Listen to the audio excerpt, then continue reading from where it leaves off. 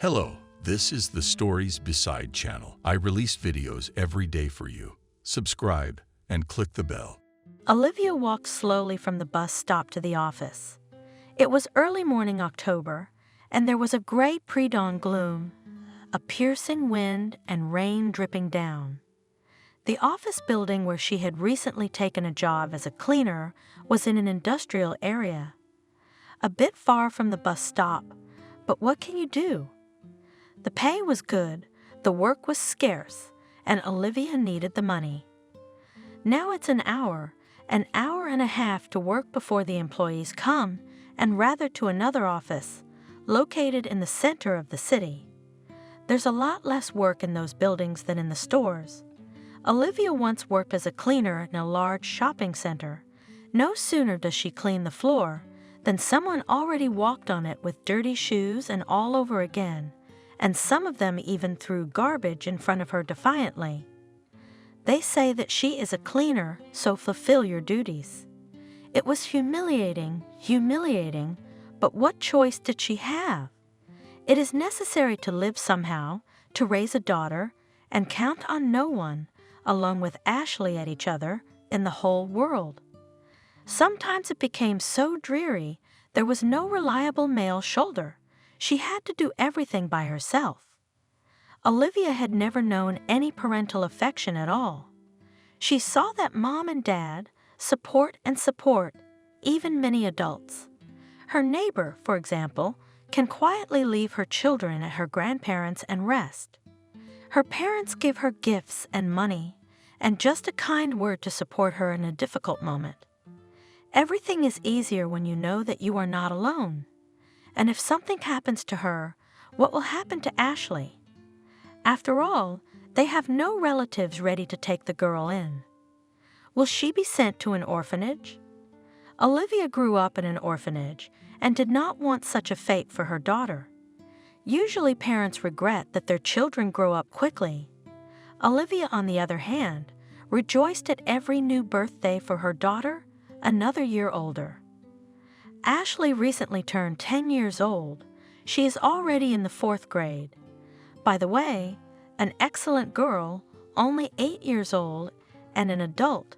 Consider that independent. If God forbid, what and will cope on her own? But of course, Olivia wanted to be near her daughter as long as possible and give her everything she never had: warmth, care, love, support. Ashley is such a good girl.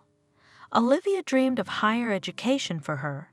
She herself felt she could have studied and worked in a more qualified position than a cleaner, but that's the way life was. What can you do? Not everyone is lucky. Olivia, a graduate of the orphanage, worked as a cleaner at several sites, 2 office buildings and a fitness center. It was possible to combine, however. Dancing with a mop had to be 10 hours a day. So in the evening the woman was very tired. Her lower back ached and her legs hummed, but she had enough to live on, and even for small pleasures, in the form of goodies and extra outfits for Ashley. Olivia liked to dress up her little princess, but she didn't think about herself. Why? She didn't need to attract men. She had enough of an affair with Ashley's father to realize that personal happiness was not for her. Of course, sometimes she dreamed of a prince who would protect her and her daughter from all the hardships of life. But the woman realized that there are no such men. It's just an invented ideal image. Once Olivia tried to work as a salesman. The work seems to be less hard, and the salary is more, but quickly realized that it is not her. A merchant should be quick, perky, be able to weigh, persuade to buy not liquid goods, but Olivia could not, and that's all. She was always honest, direct, and sincere. The owner once heard that the new seller, advising an old lady to buy tomatoes cheaper because expensive, beautiful to taste, like grass, and the same day calculated her. Why does he need such employees? And Olivia continued her usual business, washing offices, stores, entrances. The locations changed, but the function remained the same. How long is the drive? The office staff got here by car. Everyone had their own car, even the very young girls and boys. Olivia saw them when she finished her work and walked in the opposite direction to the bus stop. The employees of the company were just arriving at the office, and among all the employees, one young woman in her mid-30s, her age, stood out. Red, shiny in the sun, foreign car, dark glasses, loose hair, she looked so stylish, so refined. Olivia liked to fantasize about what this woman's life was like. Imagine yourself in her shoes. It's her, Olivia, sitting behind the wheel of a luxury car. The air conditioner is running.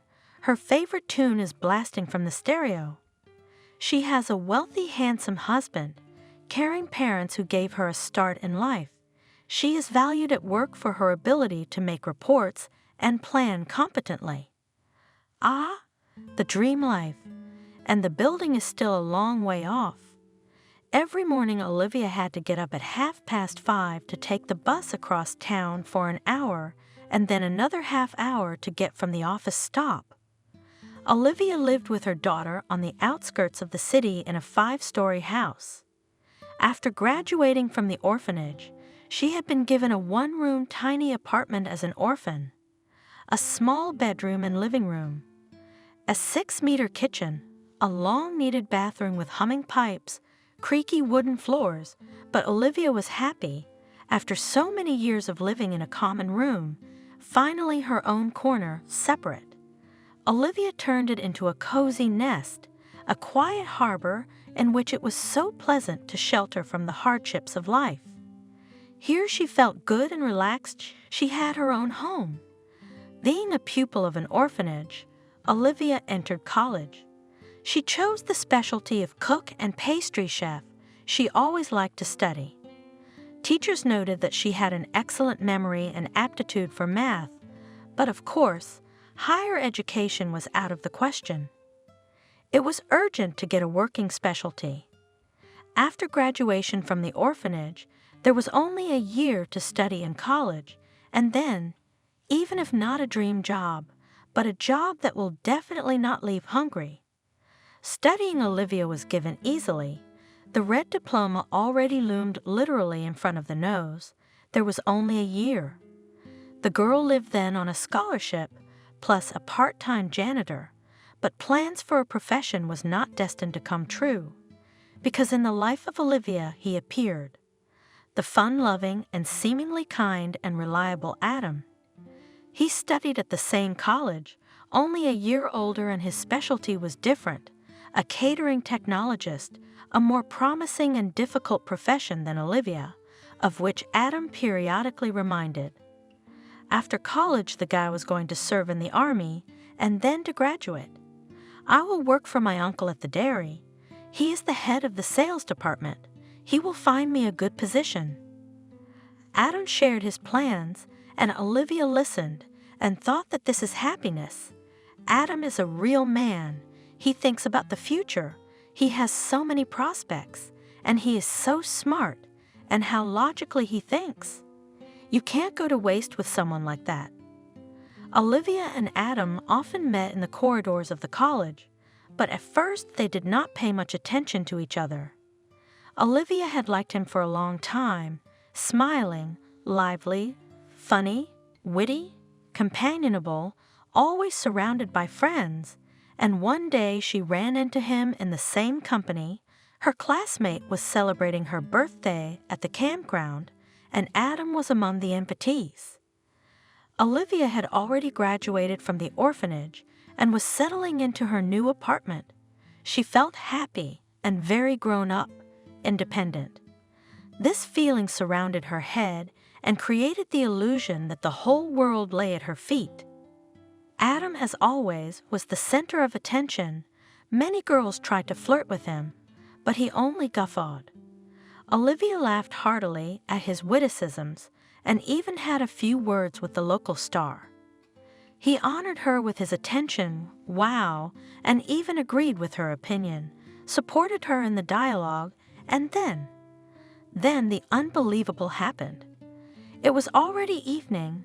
Young people were having fun in the house rented for a day. Suddenly, Olivia became stuffy. She really wanted to go out into the air to enjoy the evening coolness and silence of the pine forest. She wasn't going to go far from the base, of course, just in case. She didn't want to become the heroine of some horror movie. Olivia decided to go down to the lake and sit on the shore for a while, listening to the crickets chirping and admiring the stars, large, bright, and somehow very close, the kind you don't see in the city. On a rickety ladder, Olivia went down to the water. There was a luxurious wooden bench, still kept the warmth of the sun, which warmed her all day. It was so cozy to sit on it and look at the ripples on the surface of the lake and mesmerizing, sparkling moon path. And then he came, Adam. He silently settled down beside her. Olivia looked at him in surprise. He smiled a charming smile and broke the silence. "Would you like some company?" He's still asking. Of course, Olivia was all for it. Adam himself condescended to her, a simple girl. He has so many college hotties around him, and he's sitting here with her. "Are you enjoying the party?" asked the guy. "It's fun," Olivia admitted. "But I like it better here. I've never seen such big stars. Haven't you ever been out of town?" "Of course I have," answered Olivia. The orphanages sent their children to camp every summer, but there was an early departure, so the girl was really admiring the starry sky for the first time, not clouded by the light of city lights. "It's beautiful." Adam agreed, staring up at the sky. "But you know what's even more beautiful here?" Olivia shook her head negatively. "You," the guy simply replied, looking his companion straight in the eyes. It was not the first compliment Olivia had heard in her life. Ever since she was a little girl, her teachers had told her that she was very pretty, but to get a compliment from a guy, and a popular one at that, that was something else. Olivia was even dizzy with surprise. Did Adam really like her? "I've been watching you for a long time," the guy continued. "You are very beautiful and yet modest, not like the others. I finally decided to tell you about it." Olivia could not believe her ears. So Adam had liked her all this time, but he'd been too shy to tell her. Well, he was just skillful at hiding his feelings. The girl could not even imagine such a thing. "I'm sick of these painted dolls, like a copycat." Adam continued. "And you're real. You're not like the others. That's why I'm attracted to you." I don't even know what to say." Olivia confessed honestly, but her eyes shone with genuine joy, and Adam understood everything without further ado. He carefully and very gently put his arm around her shoulders. He looked her in the eyes, made sure that she didn't mind, and kissed Olivia. The girl had recently turned 18, but this was her first kiss. Unlike the girls from the orphanage and her classmates, she didn't go out with boys and didn't hurry to grow up. But now Olivia felt really happy, loved, desired, unique. Adam was near her. Warmth and sympathy emanated from him. Tears suddenly came to her eyes. It was nice to realize that you were the source of such strong feelings. After all, Olivia had never been so interested in anyone before, and now he was. "Let's go out," Adam simply suggested. Of course, Olivia immediately said yes. Nightingales sang in her soul. It seemed that life would now change 180 degrees, and everything would finally be fine. No more lonely evenings and longing for a soulmate. Later, the girl learned from mutual acquaintances what really attracted Adam, her free apartment, in which you could organize parties and actually live, without parental notations and control, without pressure and moralizing. The guy knew that Olivia was from an orphanage, and that graduates are given a separate living space. That's why he appeared in her life, just at that moment. He wanted freedom from his parents, who always demanded something from him. The guy got everything as he planned. Adam moved into Olivia's apartment, and now his friends were often here. Neighbors looked askew. No one liked the noisy parties that the guy liked to arrange, but Olivia did not pay attention to the comments. Happiness overshadowed her eyes. Adam was caring and attentive at first, gave flowers, showered with compliments, praised Olivia's cooking. After a noisy feast, he always cleaned the apartment, emptied cans from behind the radiator, washed the floors, shook out cigarette butts in the trash. The guy showed Olivia his favorite movies. The girl did not like them at all, but to make her lover happy, she assured him that she was delighted with such movies. They walked a lot, laughed. Sometimes Adam was away on family business, then in a neighboring town with his parents went to some relatives, then with his mother flew to the sea. At these moments, Olivia was left alone and again felt unhappy and lonely. Adam did not introduce her to her parents yet. He said it was too early. My mother does not want me to marry before the age of 25. She said children, family problems will come. They will pile up. There will be no time and energy for higher education. She wants to see me as a big man. Olivia understood everything and silently accepted the rules of the game. She was fine. 6 months passed when Olivia realized something was wrong with her. Nausea in the mornings, dizziness, and latency. Everything pointed to the fact that she was pregnant. Although Adam had been using protection, something must have gone wrong at some point. A test from the drugstore confirmed those suspicions. Olivia looked at the 2 stripes and experienced a mixture of feelings. The first and the main feeling was joy. She would have a baby, a native being, her son or daughter. It was happiness. Somewhere in her chest, a warmth was already developing that made her feel so light and pleasant. But these were feelings, and her mind told her that not everything was so rosy. Adam finishes college and goes to the army in spring. She still has a whole year to study, and it's a very responsible time. She has to prepare for graduation, to do final work, to practice a lot. And how to manage it all, first with a big belly and then with a baby in her arms. Yes, and Adam hoped that he would be happy with the news of imminent fatherhood. Of course, there was, but something told Olivia it is unlikely that he is now ready for it. The guy had shared his plans many times, including the army, college, and career. He certainly did not dream about children. The girl for a long time did not dare to tell her. It was good that the guy made the decision to leave on his own, not having to kick that traitor out. True then, left alone in his apartment, the girl still gave vent to tears. Of course, Olivia realized that it would be difficult, very difficult, but for the sake of the child she will cope. Adam then more than once called Olivia and approached her in college, persuaded her to abort, then promised a reward, then threatened, then painted pictures of the hopeless future of a single mother. The girl tried to avoid her former lover by all means. It is good that he has already graduated from college, and then in the army for a year goes, without him easier. Summer vacation came. When Olivia passed the session, the belly was not yet visible. No one and did not guess about her pregnancy. But in the summer everything became obvious. The term was already decent. Olivia had to update the closet. At the end of the summer, at the ultrasound at the women's clinics, that the sex of the child, a girl, Olivia looked at the monitor and cried with emotion.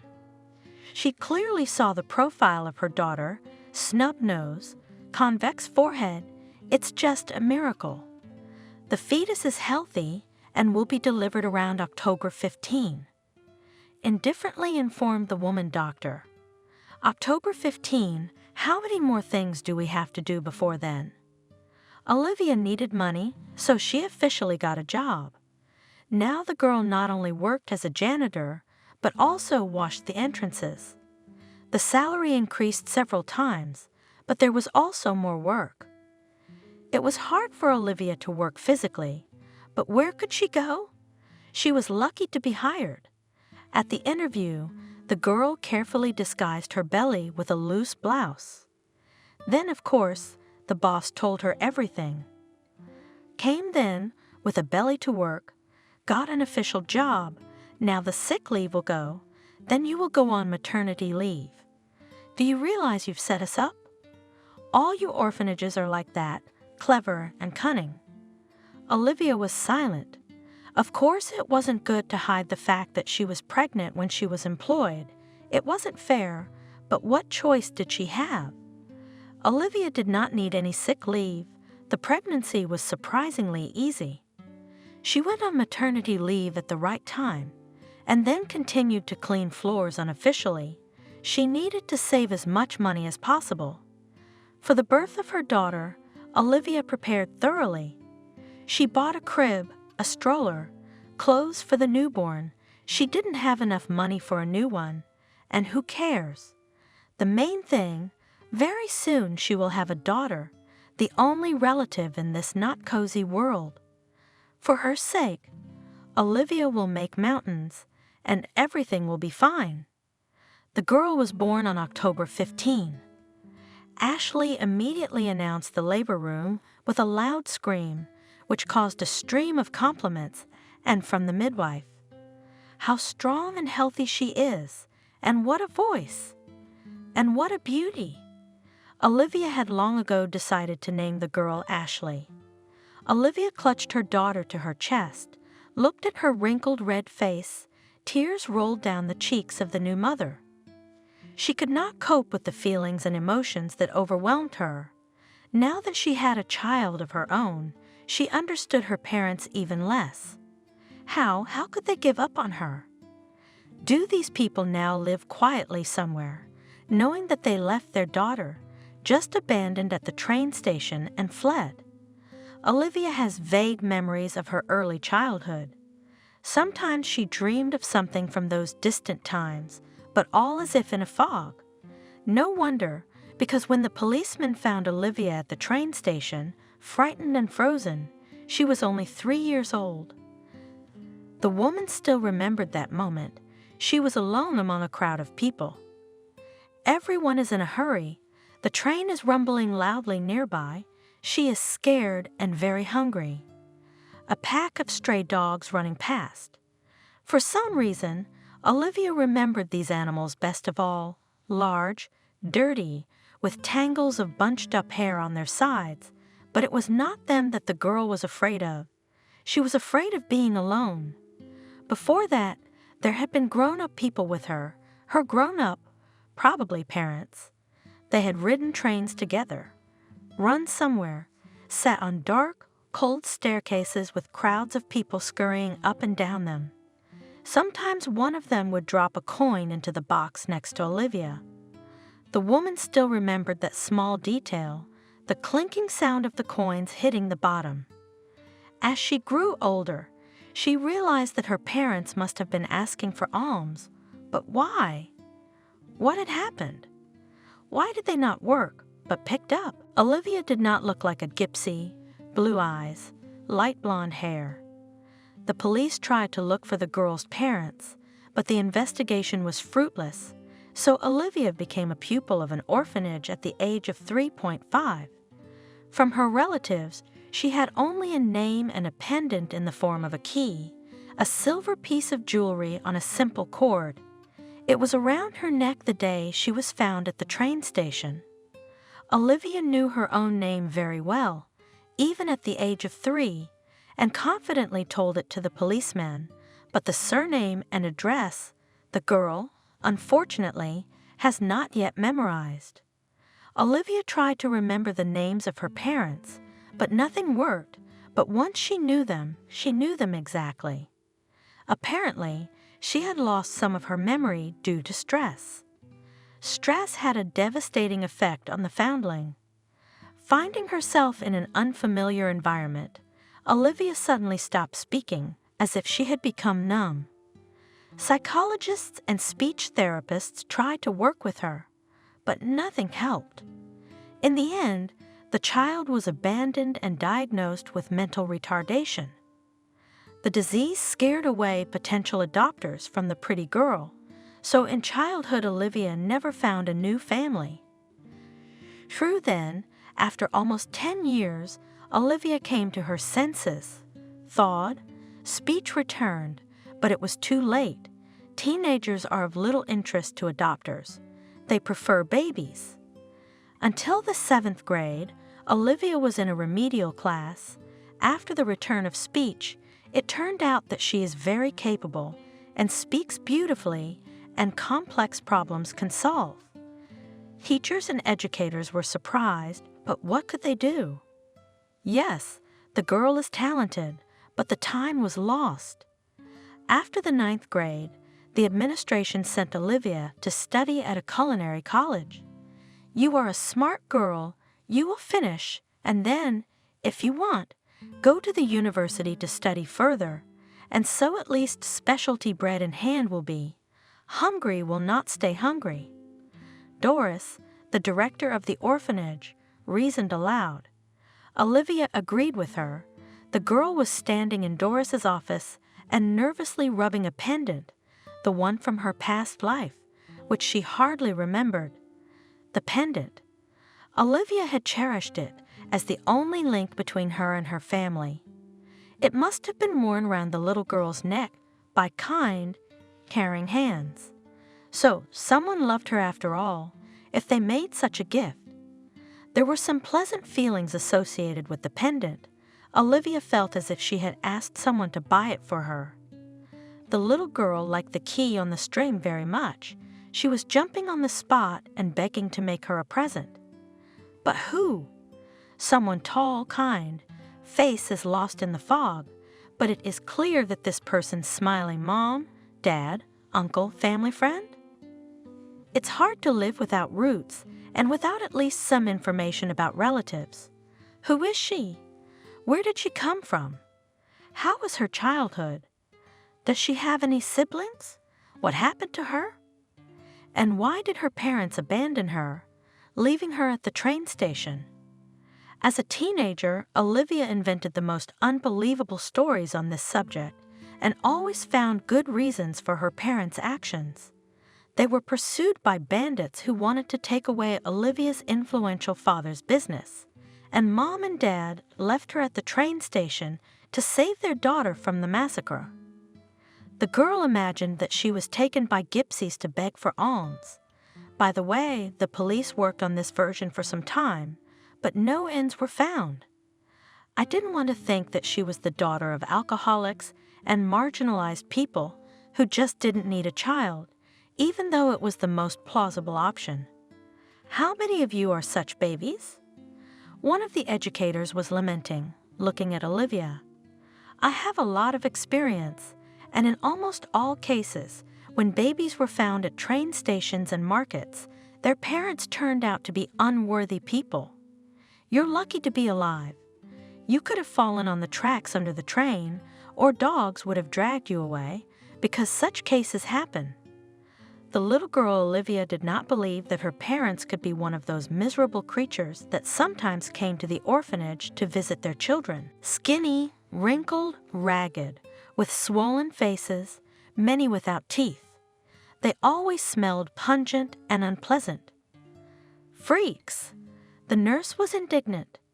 They only need the children for their allowance, so that they have something to drink on. When they run out of money, they immediately remember their parental duty and come crawling back for their children, and children in these families are only misfortune. They'd be better off here in the State House. You probably have the same mom, and your dad may not even know about your existence. At first, the girl did not believe that her parents are marginalized, but as she grew older, she realized that this option is not excluded. Except for the silver pendant, such a beautiful, exquisite thing. Well, could not lowered creatures, like those that sometimes crawled into the orphanage, to choose a child such a piece of jewelry? Olivia cherished the pendant as the apple of her eye, and even went to bed with it around her neck. One day the girl found that the jewelry was gone. She was still in the 3rd grade and did not speak. What had hysterics through, a small, quiet girl, Olivia still remembered the despair that came over her at that moment. It seemed that along with the pendant, the hope for the future, for meeting her parents, for everything to be all right, was lost. Olivia was screaming, convulsing, unable to eat or drink. When her strength left her, she just sat in the corner, swaying and howling softly. One of the caregivers realized what was wrong. While the doctor and teachers were trying to cope with the little girl, the woman rushed to the gym, where Olivia had recently had a class, and found the pendant. It had fallen into a crevice between the mats. Seeing the jewelry, Olivia immediately smiled. The girl's tears dried on her face. A happy expression appeared. Olivia hugged the not indifferent kindergarten teacher tightly. The staff exhaled. The problem was solved. It was a pity that not all the staff of the orphanage were as attentive as that young teacher. During the years spent in the institution, Olivia had to endure a lot: insult and humiliation of adults, mockery of peers, and even beatings. The girl tolerated and waited for the moment when she would finally become free and independent. And now what Olivia had never even dreamed of, she had a daughter, her own child. For this she had to leave college. Olivia, you have to earn money and take care of the child. What is there to study? She will get education later. Now the main thing is her daughter, so beautiful, so defenseless. Next to her, Olivia felt very grown up and very strong. Ashley would have a real childhood, with birthdays, walks with her mother around the city, beautiful dresses, and her own shared toys. Olivia would do everything for that. And the young mom tried very hard. She worked hard and gave all her free time to her daughter. Ashley grew up a healthy and smart girl. She answered her mother with love and care. Already at the age of 7, Ashley learned to cook, and the girl knew how to clean since the middle group of kindergarten. The little girl saw how hard it was for her mother and tried to help her in everything, and she also studied well. Ashley did not need to force to do homework.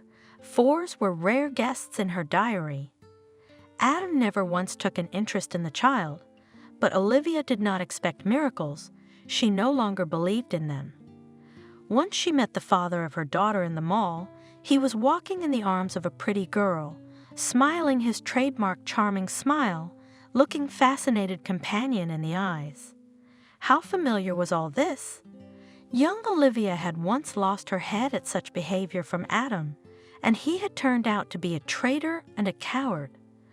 Probably, this pretty girl was going to be disappointed too. Olivia even felt a little sorry for her. Of course, the woman realized that there would come a moment when Ashley would ask her questions about her father, and she had no idea what to say to the child. She certainly didn't want to lie, and she didn't want to keep quiet either.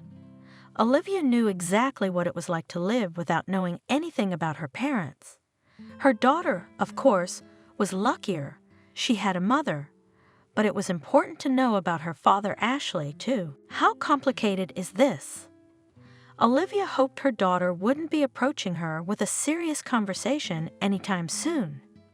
Here was the office building finally reached. A security guard opened the door for Olivia. The man in his 40s always smiled and winked at the young cleaning lady when she came to work. The woman did not respond to these flirtations. So, there are enough problems and things to do. There is simply no time for romance, no desire either. The building, as always, greeted Olivia with silence and semi-darkness. The employees are probably just waking up and starting to get ready for work, and before they arrive, they have to wipe the floors in the corridors and offices. The equipment and uniform room was under the stairs. Olivia entered it, put on a robe, tucked her hair under her headscarf, looked at herself in the mirror. She is not yet 30, but what a tired look, and these dark circles under the eyes. Something must be done about it. Should I buy some face cream? On the neck glittered her favorite jewelry, the same silver key. Olivia still did not part with the pendant from the past. It became for her a kind of talisman. It seemed that the little key was a protection from all troubles and misfortunes. I wish I knew who had put it on her the first time. Would it remain a secret forever? Smiling at her reflection, the woman took a bucket and a mop and went to the top floor. She always started cleaning from the top. Sebastian sat in his office working on the next report that the accountant had brought him to sign. The figures were pleasing. His construction company was thriving. Profits were steadily increasing. The number of clients was growing. Things were going up, and that was fine. Sebastian, can I make you some coffee? Kathy's secretary, a nice girl, came into the office. The daughter of his former classmate could not find a job after college. Sebastian did not refuse. His friends and acquaintances often addressed him with such requests. He himself had very young children, but as young children, schoolchildren. Jordan was in the 8th grade. Nora was finishing the 5th. Wonderful cute guys. Wife Adriana did not work after the birth of their first child. She devoted herself to her children, took them to developmental classes from an early age, and their heirs were also seriously involved in sports, their son in hockey and their daughter in rhythmic gymnastics. All this, of course, required a lot of investment, time, money, and effort. As for the financial side, Sebastian fully provided for the family from start to finish. Everything else was on Adriana's shoulders, and the results were impressive. From time to time, his wife invited Sebastian to competitions and tournaments where the children always demonstrated excellent results. The man was proud of Jordan and Nora and loved them and his young wife very much. Business, financial stability, a large, cozy house, a friendly family, smart and beautiful wife, always understands everything, no scandals, supports. It would seem, what else is needed for happiness? But Sebastian could not call himself happy. Lived in his soul pain, which will never go anywhere, and the man was well aware of it. Sebastian had once had a completely different life. Then he worked at the factory as a milling machine operator and was happy with a salary that was only slightly higher than the average for their provincial town. But the man at that time was very proud of himself and was happy and carefree. Sebastian could not afford, as he does now, an expensive saloon car or a vacation abroad. He paid the loan for an imported refrigerator and invited his wife to a restaurant, only on holidays. Not Adriana. Then Sebastian was married to a neighbor girl, Doris. But despite this, the man felt much happier than he did now, being a successful entrepreneur and father of 2 wonderful children. Kathy entered the office with a steaming cup of coffee, tall, slender, blonde, bright blue eyes, so similar to. No, better not to remember, too painful, too hard. Sebastian, so much time and money spent on a psychologist. It was a relief for a while, but then the pain and the memories came back. You just have to learn to live with it. Sometimes Sebastian managed to do it. There are so many things to do, so many daily worries and troubles. The firm requires a lot of time and attention. Children every day please with new successes. Loving, beautiful wife distracts with talks about the future. So nice to make plans and dreams together with her. In this whirlwind, heavy thoughts for a while retreated, but it was worth to stop for a while or to see something that reminded of those times, some insignificant detail, as the experienced nightmare came with a new force, like now. Kathy had just brought coffee, and in the midday sunlight, her beautiful blue eyes shone especially brightly. Sebastian immediately thought of other eyes, curious, loving, wide open, and just as blue. They were the eyes of his oldest daughter, his girl, who was now older than Kathy. The last time he saw her, she was 3 years old. Now Olivia is 29 years and 3 months old. Sebastian mentally set the candles on her birthday cake every year, and of course he knew exactly the age of his oldest daughter. That she was living somewhere now, perhaps under a different first and last name, the man had no doubt. The facts said otherwise, but the father felt Olivia was alive, except that finding her was unlikely.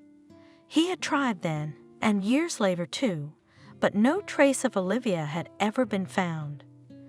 Guilt and irreparable loss became Sebastian's constant companions. His happiness after the incident was never complete. Sebastian could name the exact day when he last felt calm and relaxed. It was the date of Olivia's disappearance, Sunday, his day off. That day, Sebastian had decided to give Doris some rest.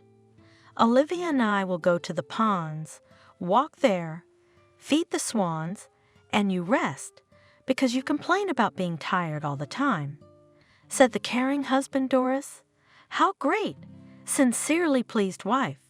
Such wonderful weather. Why should the girls stay at home all day?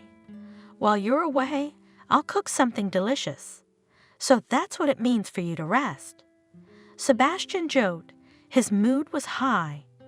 He was proud of his new role as a young father and always enjoyed taking his daughter for walks. He liked to make her happy, and now, when the little girl is only 3 years old, it is so easy.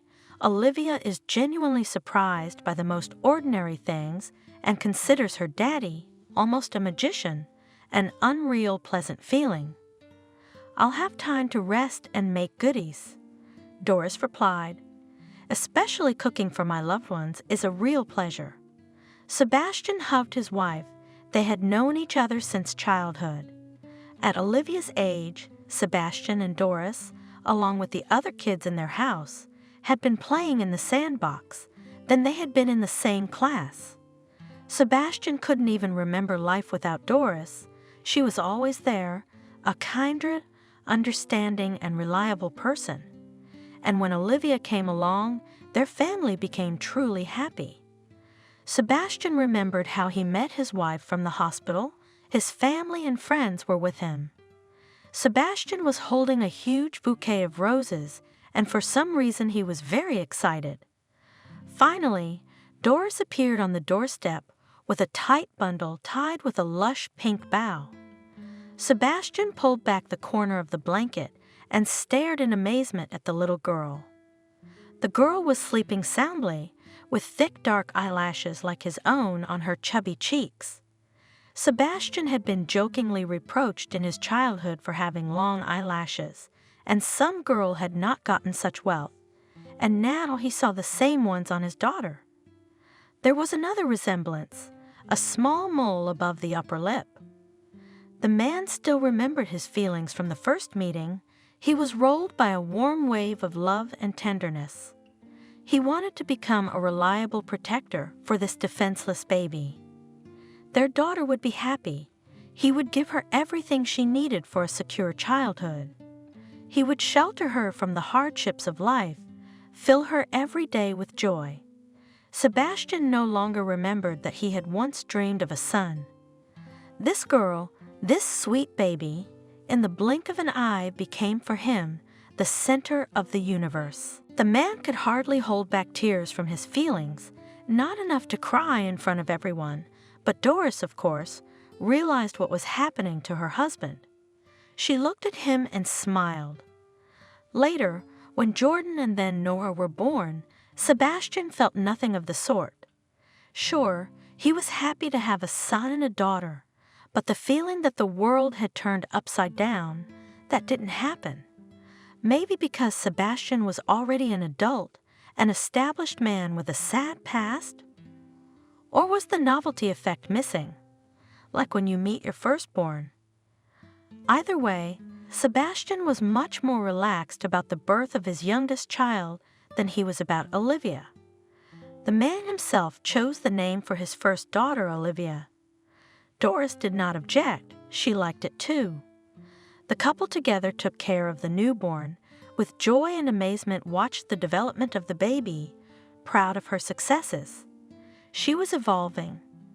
Sebastian shouted in delight when the daughter stood up in the crib for the first time by herself, on not yet firm legs, and how much joy there was from the first steps, complimentary feeding, another vaccination, a new hairstyle. Everything became a grand event for loving parents. And then Olivia spoke early. She was not even 1.5 years old. The realized word that said the girl was daddy. The father's pride and joy was unbounded. He was ready to tell everyone and everyone that his adored daughter now addresses him properly. Someone said that if the child said the first word daddy, then the next child would be a son. Sebastian, on the one hand, of course, dreamed of an heir, but on the other hand, it would have to share the attention, which now goes to his favorite daughter, with another child. No, perhaps it is too early. Let Olivia be the only princess in their family. The girl grew up fast. It's already been 3 years since Sebastian took her from the hospital. This third day of birth of his favorite child, the man remembered forever. After all, the next time he had already blown out the candles on Olivia's birthday cake, just mentally, 4 candles. Then guests came to their apartment, grandparents on both sides, brother Sebastian and his daughters, and sister Doris and her sons. It was noisy and fun. Olivia was so happy about the holiday and presents, hugging everyone in turn, laughing gleefully, playing with cousins and sisters, and Sebastian admired his princess, and once again amazed at how much she resembled himself as a child. And he was not the only one who noticed it. Olivia, of course, was everyone's favorite, and not even because of the fact that she was the youngest in a large family. It's just that there are such sincere, friendly children who create around themselves a special aura of joy, ease. Next to them, everyone seems better and kinder to themselves. Olivia was just such a girl, open, cheerful, trusting. A gift, not a child.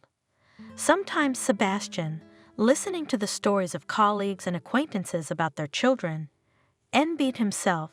He was very lucky with his daughter, and with his wife too. The young man quite consciously enjoyed his happiness and mentally thanked fate for it, but everything changed on that sunny May day when Sebastian decided to take his daughter for a walk on the ponds. The ponds. It was, and still is, a gorgeous park not far from their town.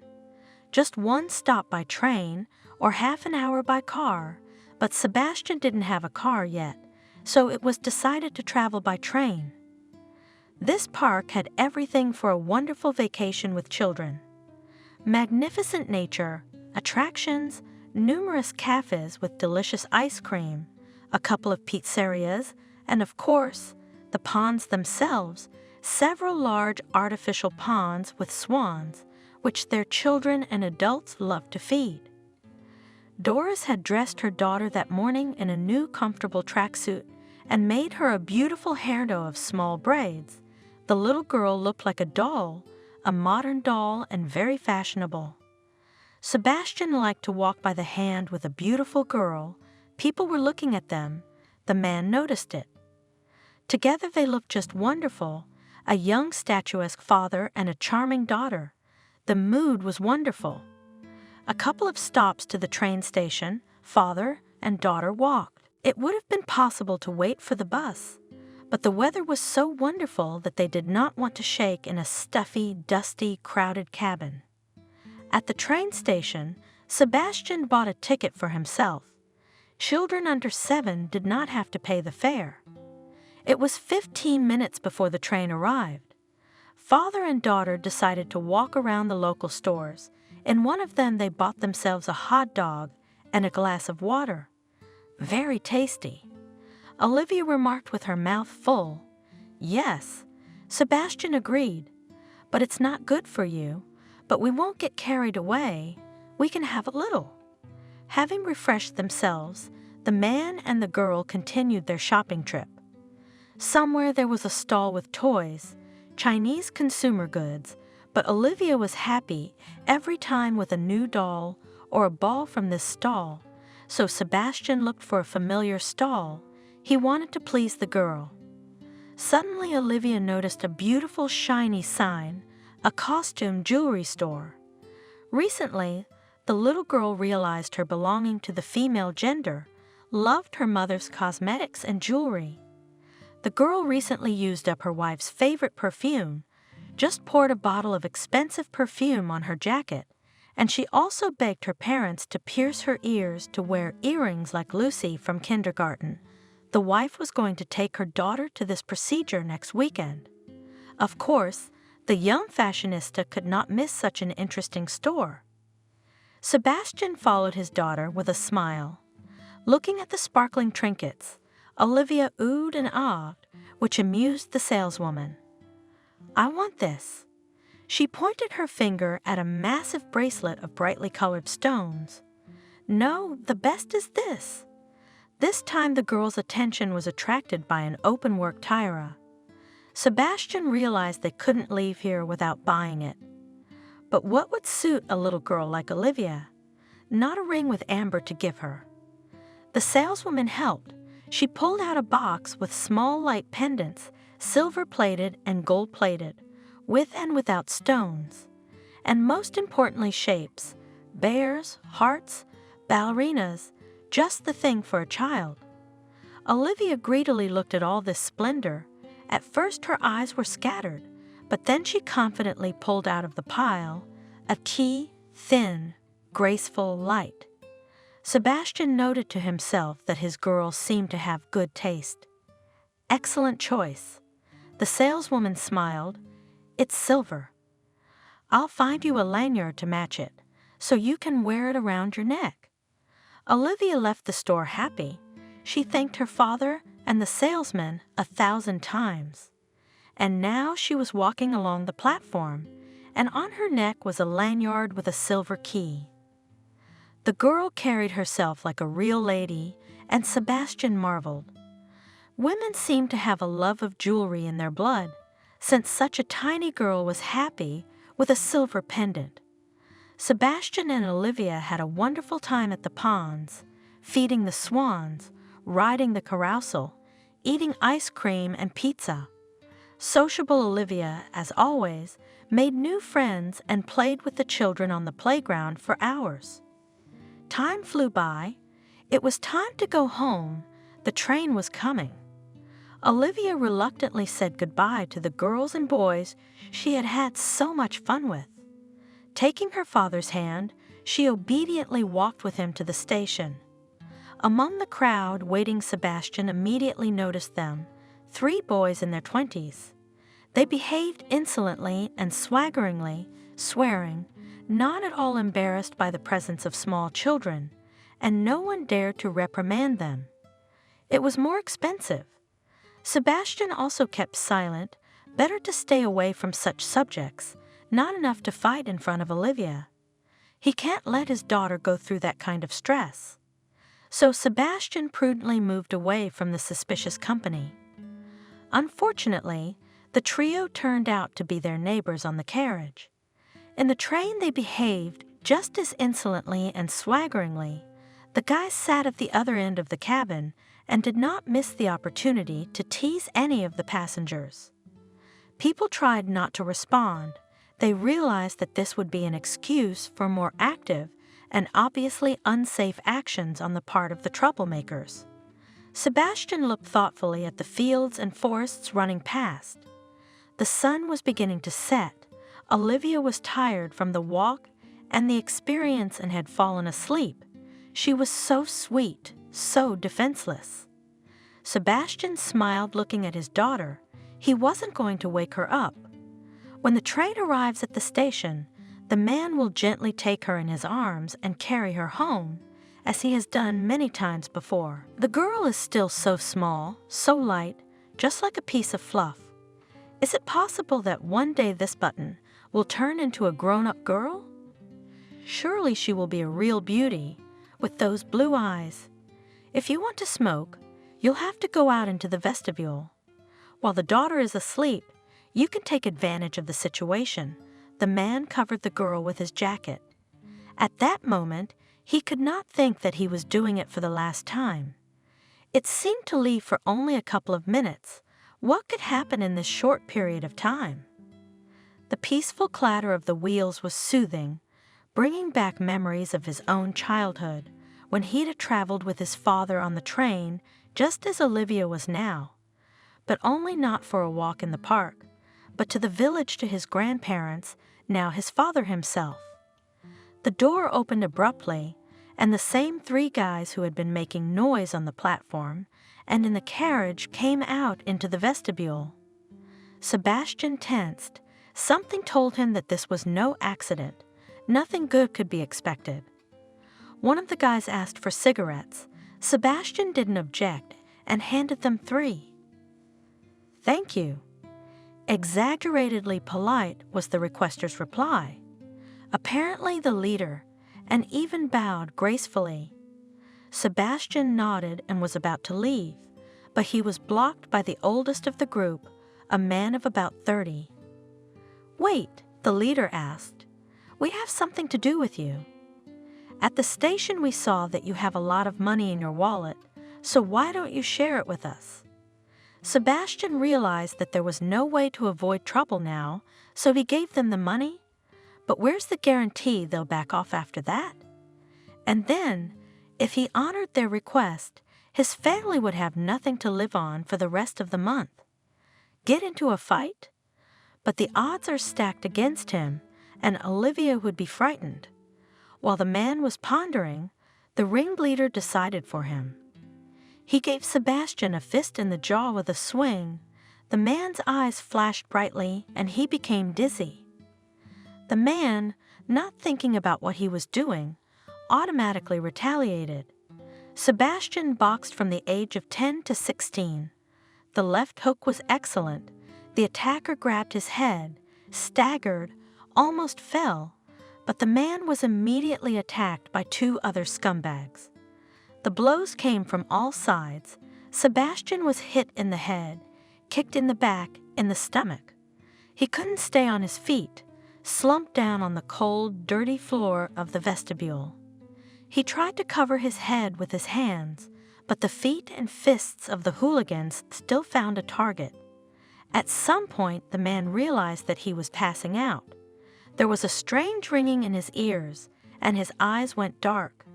Sebastian fell into a frightening but salutary blackness, where there was no pain or fear. He woke up in the hospital, opened his eyes, and immediately closed them again. The whiteness of the walls and furniture, coupled with the bright sunlight penetrating the room through the open window, was blinding and gave him a headache. He was in a hospital room, his whole body aching as if a train had recently run over him. Or maybe it had. The last thing the man remembered was a hail of blows from all sides and pain, unbearable pain. What had happened to him? How did he end up here? A nurse entered the room, rolling an IV in front of her. Noticing that the patient woke up, the girl smiled warmly. "You did well, you made it. And you came in a very serious condition. No one gave a prognosis." "What? What happened to me?" Sebastian was surprised at how weak his own voice sounded. It hurt to move his lips for some reason. "You were attacked in the vestibule, beaten and robbed, then thrown off the train at full speed. It's a miracle you survived. And your daughter?" "I had a little girl with me, my daughter." Anxiety suddenly squeezed Sebastian's heart with an icy hand. The pain and horror of what had happened receded. All this suddenly seemed unimportant. The main thing was to find out where Olivia was now. "The daughter?" The nurse lowered her eyes. "You will talk to your wife about it later. Now you should rest and gain strength. The injuries are serious and—" "Call your wife," Sebastian demanded. He had to know Olivia's fate at all costs. "I'll call her and let her know you're awake," the nurse promised. "Visiting hours are from 4 to 7. She'll be there for sure. No visitors are allowed in the ICU, but the head doctor will make an exception for you." "Why?" "Well, your case is special," the nurse answered evasively. Sebastian barely waited for Doris to arrive, while he was tormented by uncertainty and speculation. Olivia woke up, didn't see her father, must have cried, attracted the attention of the conductor. She, of course, took her to the police. They found Doris, and she took the girl away. Oh, his little girl was scared. It's all his fault. Why did he leave the girl alone? Couldn't he have waited till he got home? The man was overcome with questions. Why didn't the nurse tell him his daughter was all right? And what did that mean, a special case? The nurse said his wife would only be allowed to see him because it was a special case. What does that mean? Doris burst into the room at 4 o'clock sharp, pale, thin, with shot hair, not at all like his calm and always well-groomed wife. The young woman seemed to have aged dramatically. Deep shadows lingered under her eyes. Her features were sharpened, and her eyes, they were alien and frightening, with despair and terror frozen in them. "Where is Olivia?" Sebastian was the first to ask, struggling to rise on his elbow. Looking at his wife, he wasn't sure he wanted to hear the answer. "She's gone." Tears rolled from Doris' eyes. "She's gone, she's gone. Do you understand? You've come to your senses. That's good, because now you can remember some details that will help you find her." "Missing how?" Sebastian's voice trailed off into a falsetto. The realization of what had happened came over him in heavy waves, making him dizzy. Everything that was happening was like a horror movie or a dream, a nightmare.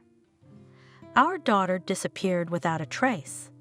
The police are looking for her, interviewing witnesses, but so far, no leads. The men who beat you up have been found. They're in jail. They're investigating you, but they had nothing to do with Olivia's disappearance. We know that for a fact. Sebastian had only himself to blame for everything that happened. Why had he gone to the ponds with his daughter that day? How could he leave her alone even for a minute? Why hadn't he avoided a fight with 3 scumbags for her sake? The physical wounds healed relatively quickly, but the mental wounds did not. After what had happened, Sebastian was no longer the same person. The weight of guilt pressed down on him with an unbearable weight. The police searched for Olivia. The whole city and neighboring stations along the train route, several months were pasted with photos of the girl. There were witnesses who saw a similar little girl in the company of 2 dirty, ragged women. They asked for alms in the crossing, but this thread led nowhere. Sebastian and Doris lived in anxious anticipation, the unknown depressing. The wife did not accuse Sebastian directly, but she did not object when the man called himself names for leaving the child alone. At the time, Sebastian wished he had a time machine, wishing he could go back to the fateful evening. He would hold Olivia's hand, would not let go for a second. The man couldn't even look at the cigarettes now. The couple shuddered with each call. They gave hope and fear. What if now they would tell them that everything was over, that nothing could be fixed? Time passed, the investigation did not move. Olivia was considered missing. The unknown is exhausting mentally and physically. Sebastian could not sleep, and if he forgot to sleep, he had nightmares. The same happened to Doris. After about a year, my wife couldn't take it anymore, packed her things and went to her parents. "I can't be in this apartment. It's too hard, with her things and you here," Doris explained. Sebastian didn't try to hold her back. He realized that she blamed him for what had happened to her daughter, and he agreed with her. Who else was to blame but him? Sebastian was left alone in an empty apartment, once so cozy and warm. Nothing brought relief, neither walking 20 kilometers a day, nor immersing himself in work. Sebastian couldn't eat, he couldn't eat. Immediately I thought, I'm sitting here in the bright kitchen, in front of a plate of pasta, and where is Olivia now? What is she eating?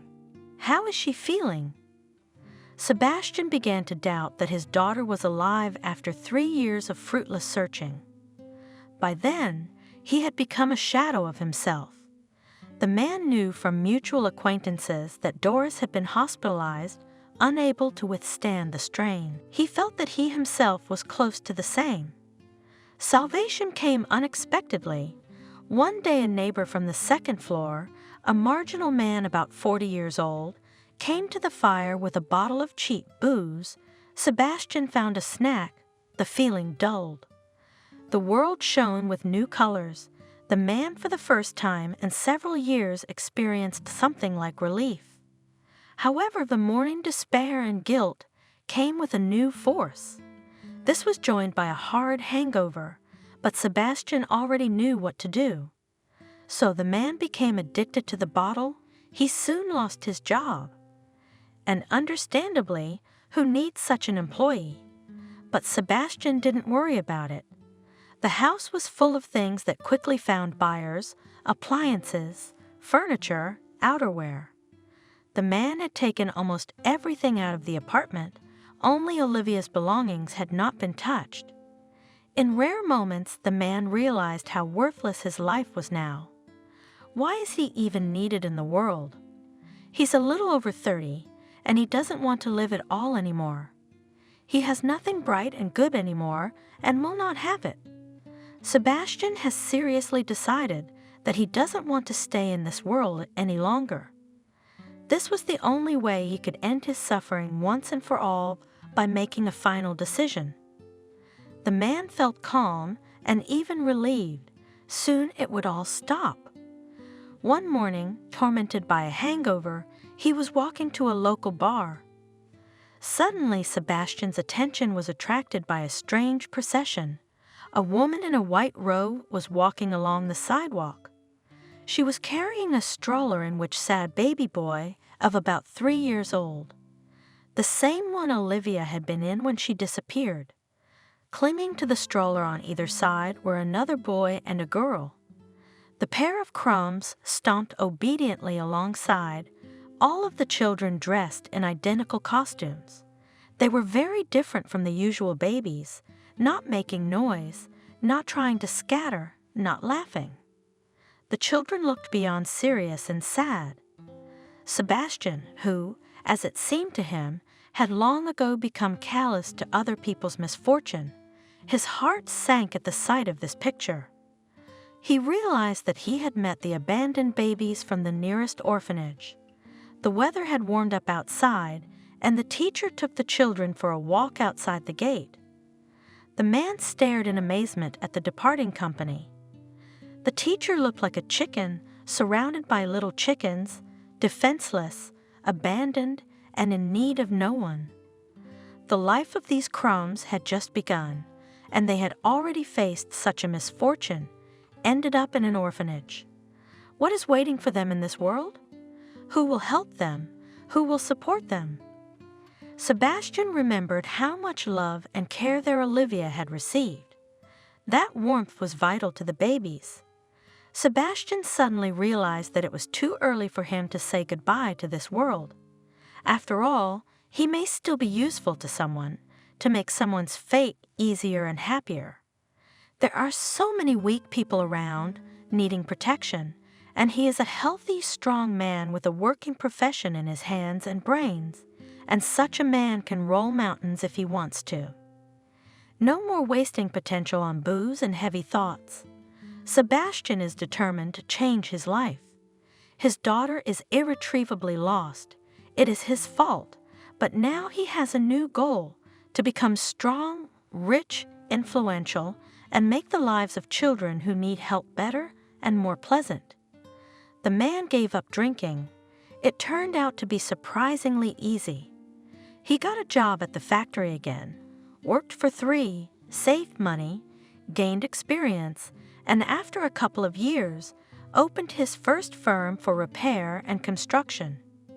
Employees recruited from his own colleagues, money for materials, and the most necessary equipment he had set aside. So began his journey in business. He had to learn, reorganize, solve problems arising at every step. But everything worked out. The firm grew and strengthened. Soon we had to open a branch, then the next. At first the office served as an apartment Sebastian, but after some time it became clear it is time to rent a separate building because the turnover of the company grew by the hour, not by the day. The number of clients and staff increased at the same pace. Sebastian had money. Being a factory worker, the man thought he was earning quite well, but now he had completely different opportunities. Sebastian could easily buy an expensive foreign car in a car dealership, go to the warm sea at any time of the year, afford a large house, and all at once, but the man was in no hurry to please himself with these benefits. He continued to live in his old apartment and drove a budget car. Sebastian spent most of his earnings on business development to have even more income in the future, and every month he spent a lot of money on orphanages and hospitals, transferred money to funds to help sick children, and he also made monthly transfers to Doris's card. She developed a nervous disease that required expensive treatment. The man disguised his help. Doris thought she was receiving benefits from the state. Sebastian was not sure that his ex-wife would accept money from him. By the way, Doris remarried to a lowly library employee, a guy much younger than herself. They had a son. It would seem that the woman's life was getting better, which Sebastian was very happy. But the disease did not recede, the man knew from mutual acquaintances. Someone did not understand the successful businessman, considered him abnormal. It's a joke, such sums of money regularly spent, it is unclear on what, but most people around Sebastian respected him for his generosity and kindness. Of course, around a wealthy and successful man led a lot of hunters for his heart. Beauties of different ages sought to get the favor of a talented businessman, even quite young and handsome at the same time, but Sebastian remained indifferent to the admirers. It seemed that in his life there is only work and help people who need it. Years went by. Sebastian's company became one of the most successful in the city. The man's name appeared on the list of the richest men in the state, and now he lived in a country house. He liked this area, quiet, calm, no one noises under the windows, and no one working with a drill from morning to night. The man often visited the orphanages, played with the kids, assessed the situation, learned about the needs of the orphanages. Sebastian looked closely at the faces of abandoned children, especially girls who looked like Olivia. What if his daughter had been raised in a similar place? Sebastian realized, of course, that even if she was, Olivia was already an adult, he would not find her here. On one such trip, Sebastian met an incredible girl. Adriana had been volunteering since she was a teenager, first in animal shelters and then in orphanages. The staff praised the responsible student. From the words of the staff, Sebastian realized that the girl spends every free minute in the orphanage, plays with the kids, comes up with interesting developmental activities for them, and even does the most difficult work, which often causes squeamishness and older people, caring for children who cannot walk.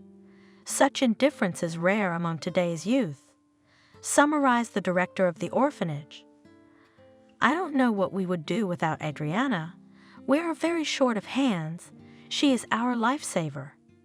Sebastian wanted to talk to the selfless girl.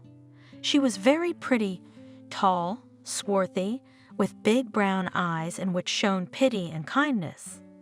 An unusual and very appealing combination.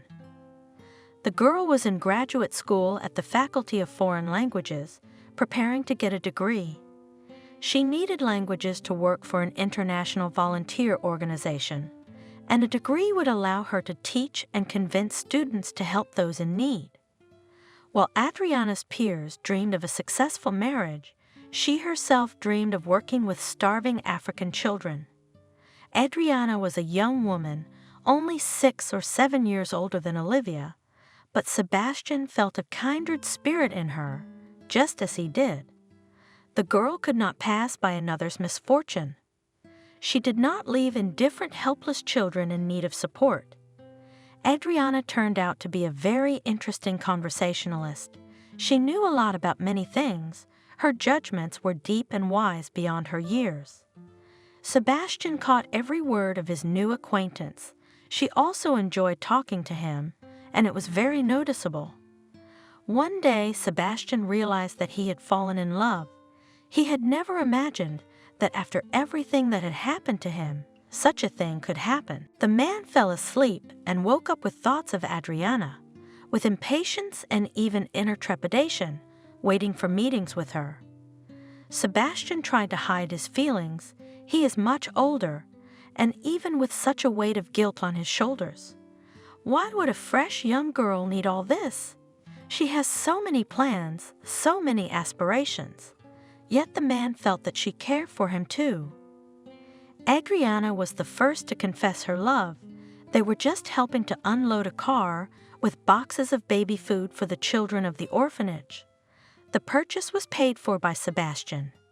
It so happened that in the kitchen, where the director asked them to take the boxes, they were all alone. I couldn't hide it any longer. Adriana suddenly made up her mind. She looked into Sebastian's eyes. You. Anyway, I think I love you and I don't know what to do with all this now. It's unexpected and very pleasant. Sebastian smiled. The girl's words made a strong impression on him, and the man was even confused. The last time this had happened to him had been a long time ago. I know exactly what it looks like. Adriana continued, lowering her eyes. Another girl trying to seduce a rich man. You what? Sebastian gently took her palms in his hands. Could you even let me think that? Couldn't I? My friend, when I told her what I thought exactly that, and she complimented me on my wisdom. So this friend doesn't know you at all. Sebastian was glad to be able to finally tell Adriana how he felt. You're the most incredible person I've ever met. Smart, kind, caring, sincere. Me too. I also can't believe that there are people like you. The girl exclaimed. Me, I'm far from perfect, but I love you. For a long time now, I didn't want to tell you, not to worry you, but it turns out it's mutual and I'm happy. Adriana and Sebastian started dating. They continued to help orphanages, even traveling to a neighboring state. Every day, Sebastian felt that Adriana was becoming closer and closer to him. The man did not delay with the proposal. The girl happily responded with consent. Of course, there were different rumors about them. Then Sebastian accused of infatuation with a young beauty. Then Adriana called Adriana Hunter for millionaires and kept. The spouses cared little. Both enjoyed their newfound happiness, but the trip to poor African countries, which was planned by Adriana, had to be canceled. Soon it turned out that she was pregnant. Sebastian, of course, was happy to know that he would soon become a father, but at the same time he was awakened in fears that had been dormant. Would he be able to protect this child? What if the story with Olivia happened again? Of course, Adriana knew what had happened to her husband's first daughter. The spouses were frank with each other and tried to live without secrets and secrets. The woman supported and comforted her beloved as much as she could. Jordan was born, and a few years later Nora was born. Adriana decided to devote herself to her children. Her career as an interpreter and volunteer work took a back seat. Sebastian marveled at what his son and daughter had accomplished in their younger years. He realized that it was all thanks to Adriana's efforts and patience. The plan was to take a baby, and maybe more than one, from the orphanage. When would Nora and Jordan grow up? After becoming a mother, Adriana realized how little care and warmth orphanage babies receive from volunteers, educators, and other helpers. She had a new idea to give at least a few people from the state institution a full-fledged happy childhood. Sebastian was in solidarity with his wife. Thoughts of Olivia were still going through his mind every day. She was already a grown woman. Where is his daughter now? How is she doing? After becoming a wealthy businessman, Sebastian tried again to find Olivia. When you're rich, you have a whole new set of opportunities. The man hired private investigators, but it was fruitless. Too much time had passed since the child had gone missing, and no leads had been found by the skilled detectives. That day, Sebastian arrived at the office early. He had to finish a few reports before the workday started. The man did not like to stay in the office late. He worked better in the morning, so he left a pile of papers on the desk yesterday. The guard said a polite hello to the chief. He nodded and went to the stairs. There were distinctive rustles from upstairs. The cleaning lady was scrubbing the floor on the second floor. There was a peculiar odor of detergent in the air. Sebastian was blocked by a bucket. He tried to go around it. The cleaning lady noticed it. A young woman with a tired face, strands of blonde hair poking out from under her headscarf. She hurriedly moved the bucket aside so that the boss could pass more comfortably. Sebastian was used to such subservience. Something about this woman interested him.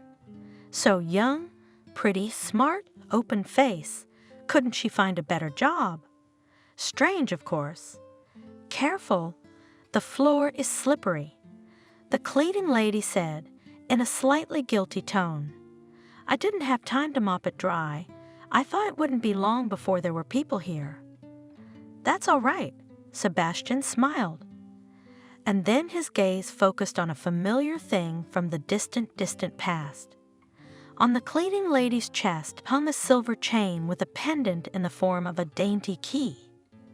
It was the piece of jewelry Sebastian had bought on that terrible day when his daughter had disappeared. The man stared at the pendant, and the cleaning lady felt awkward. The woman stood there, not knowing what to do, whether to continue scrubbing the floors or whether the conversation with her boss was not over yet. Sebastian looked closely at the woman's face, big blue eyes, a mole above her lip the same as his. Really? It just can't be? What is your name? The man asked in a husky voice. Olivia. Olivia. My questions will seem strange to you now, Sebastian warned, but it's really important that I know. Is your father's name Ethan? From his middle name. I don't know my father's name. The woman stared at the chief with wide, surprised eyes. Ethan is the name of the policeman who found me at the train station. That's why the orphanage gave me that middle name. His last name, by the way. Her facial expressions, her movements, her voice, everything was so familiar, but Sebastian was afraid to believe in this unexpected happiness, lest he be disappointed. He invited Olivia to his office, where their conversation continued in a more appropriate setting. Sebastian discovered that Olivia had been found at the age of 3 at a train station in a town hundreds of kilometers away. The girl herself remembered little from the stress she'd been under. At least she gave her name, but that was it. Adults tried to find out more about the family and the fate of the child, but they failed. From the stories of eyewitnesses and fragmentary memories of the girl herself, formed more or less plausible version. Olivia was born in a marginalized family. Relatives drove the girl to different cities and earned by asking for alms, and then the little girl grew up. She no longer caused the former pity of passers-by, and adults for lack of need left her at the station. And this jewelry? Sebastian pointed his finger at the pendant. Where did you get it from? Do you remember? I think it was given to me by one of my parents. I had it on me when they found me at the train station. I always thought it was strange that someone loved me once. You don't give such beautiful things to children you don't care about, do you? Olivia. Sebastian finally decided to voice his speculation. I must tell you my complicated story. Listen and you'll understand why I'm acting so strangely. And Sebastian told the woman in the chair across from him the story of his lost daughter. Olivia grew paler and paler as he told the story, nervously rubbing the pendant around her neck or a strand of hair that had fallen out from under her headscarf. I think I'm even sure that you are my daughter. Finally, the man finished. I want to believe it so badly. Tears came to Olivia's eyes. But I'm afraid of being wrong, and I'm afraid of being disappointed. We could do a DNA test to be sure, but I don't need one. Sebastian's voice was trembling. He wanted to hug Olivia tightly, but he did not know how his daughter would react to it.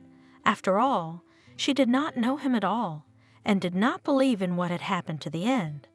Of course, the analysis confirmed the parentage. Olivia and Sebastian felt it even without the laboratory tests, but this way they had proof.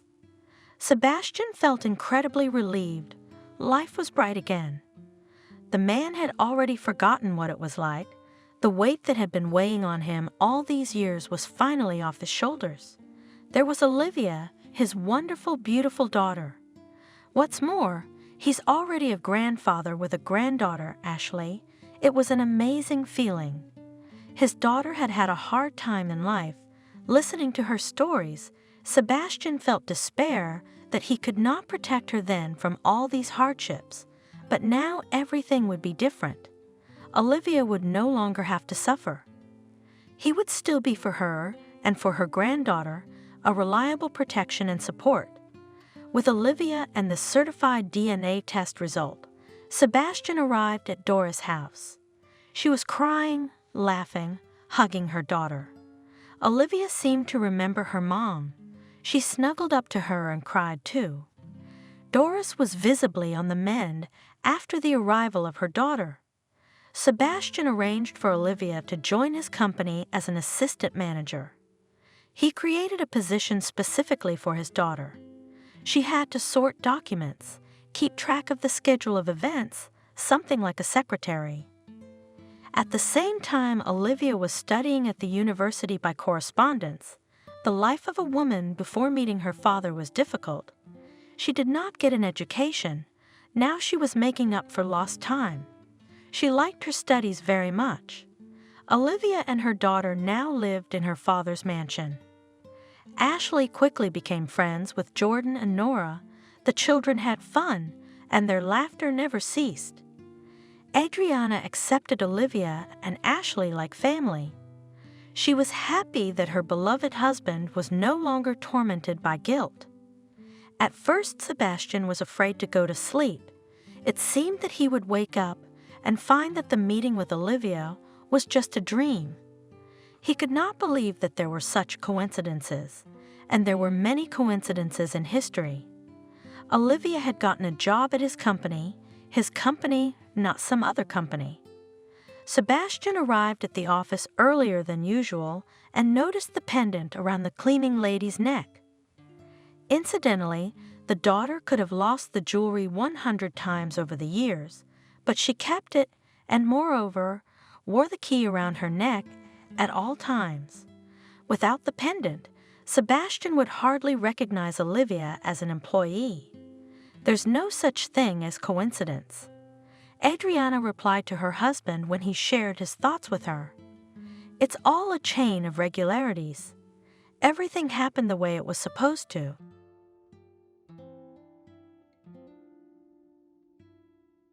Hello, this is the Stories Beside channel. I release videos every day for you. Subscribe and click the bell. "No, Lisa, there are no normal men now, only male dogs left, for our share. Anyway, somehow we missed the moment. And now what? We can only get cats, as decent old maids should," Isabella said gloomily to her friend. "First of all, we are not old, and secondly, we are not virgins." Lisa disagreed, and as she knew how to bring some nonsense back into the most serious conversation, she couldn't help herself. "I read that old maidens herd goats in the other world. Such is their punishment. Do we need it?" Isabella couldn't stand it, she laughed. "Well, I hope we will be freed from this burden. We've spent enough time with goats in our lifetime, and we're not virgins, and one of our affairs can be counted for marriage." Both girls were, as they said, a little over 30, and to be exact, under 37. Both were unmarried, but with a good baggage of failed romances, small tragedies, and big disappointments. Now the friends were sitting in a cafe, discussing the collapse of another hope that had befallen Isabella. She wanted to get married, but apparently this desire visited her late, after 25 years, when most of her peers have already married and peers, respectively, married. She had a few novels, and even with a proposal of marriage, but then she somehow thought that it's too early, will have time, and then realized that she does not have time. There are enough suitors, but there are no candidates for husbands, and if there are, it would be better not to have. Closer to 30 years, both happened to get acquainted with all the most disgusting representatives of the male tribe. Alphonse, for example. Isabella had to deal with an Eric, a little younger than her, and of course handsome, aware of his appearance, and eager to use his capital to the fullest, and doing it very technically. Started small. "Isabella, be an angel. Put 50 cents on my phone. I'm broke. How am I supposed to say goodnight to you?" And just like that, little by little, Isabella, I didn't notice how Eric started to treat her finances like his own. Apparently, he thought it would always be like that Isabella was completely at his mercy. And at some point it was. He no longer hinted, asked, demanded, but she loved in everything, understanding, could not give up this dependence, and he, even having found a richer patroness, continued to use Isabella's handouts. Of course, one day everything ended, but according to the principle of the wedge with a wedge, Isabella met Bob. This man was older than her, smart, serious, and reliable. At least that's how it seemed at first. He was much more comfortable than Eric. He knew how to surround a woman with care and attention. But that impression only lasted until he invited Isabella to his home and introduced her to his mother. This probably should have proved the seriousness of his intentions, but only proved that he is an incorrigible mama's boy, and no one can stand such a mama as a mother-in-law. That's why Bob remains a bachelor for almost 40 years. It was necessary to think at the first meeting with the girl of the sun, when not yet made a proposal, not received consent, this is not an old and quite intelligent-looking woman, at a set table began to explain Isabella how to take care of Bob, how to keep the house, wash dishes, cook, starched the laundry. I, Isabella, devoted all of myself to my family, to my husband and son. When I got married, I quit my job. My late husband, Bob's father, was a talented military man. He would have made general if he hadn't died. But he was a child in the domestic sphere, because I took care of the house, and I know all about caring for men, and I'm ready to teach it to my son's future wife. It was like hiring a maid. Apparently she saw Isabella that way, as a future maid and nanny for Bob. Isabella thought it was funny at first, and then she realized that she didn't see her possible mother-in-law as anything else. She didn't even allow Isabella and Bob to be alone in her house. If they were alone in his room, the door had to be open, strangely enough, and the man himself thought it was normal. Mom is bored, and what are we sitting here for? Let's go to the big room and watch TV with Mom. If they went out for a walk together, his mother would call every minute, asking him to go to the pharmacy or to the store for something. And then she would start reproaching her son for taking such a long walk. Today it's wet, and you didn't put on a scarf. Why do you need to go to the movies? You can watch TV at home. You'll come in too late, and you won't get any sleep. This threesome romance could have ended in marriage. Bob even hinted at a life together, but when Isabella said she would only agree to live apart from his mom, he was horrified. What do you mean separate? Are you suggesting I leave my mother alone in an empty apartment? Visit her on weekends? But you think about it, how we will live without her, because she is a treasure trove of worldly wisdom. Imagine how many things you could learn from my mom. No wonder Isabella was in a hurry to end the relationship. Perhaps to the relief of both Bob and especially his mom. One thing that relationship had taught her was to bypass Mama's boys by the 10th road. Another category, married men. These, the girl had encountered several times. These just wanted to diversify their family life, a break from the baby squeak, nagging wife and other routine, in the company of a free woman, beautiful and intelligent. Of course, up to some stage, they pretended not to be married. Then they admitted that marriage had long ago become a sham. Divorce is not a problem, it's just a matter of time. And now you have to wait because... Then they went on with the same explanations. His wife was ill, the children were small, his mother wouldn't understand, she had a weak heart. Are they given the same manuals at the registration of marriage, where it is written how to persuade mistresses? Isabella was sometimes surprised. She did not want to wait, wanted love, family, a life without lies, without prying eyes, without shame, but there was no such thing. Samuel, the hero of the last novel, was, it seemed, not like the others. Maybe it turned out because Isabella herself had fallen in love with him, knew he had a stamp in his passport and had been for a long time. They were barely 18 when they got married. The bride lied to me, told me she was pregnant. Where could I go?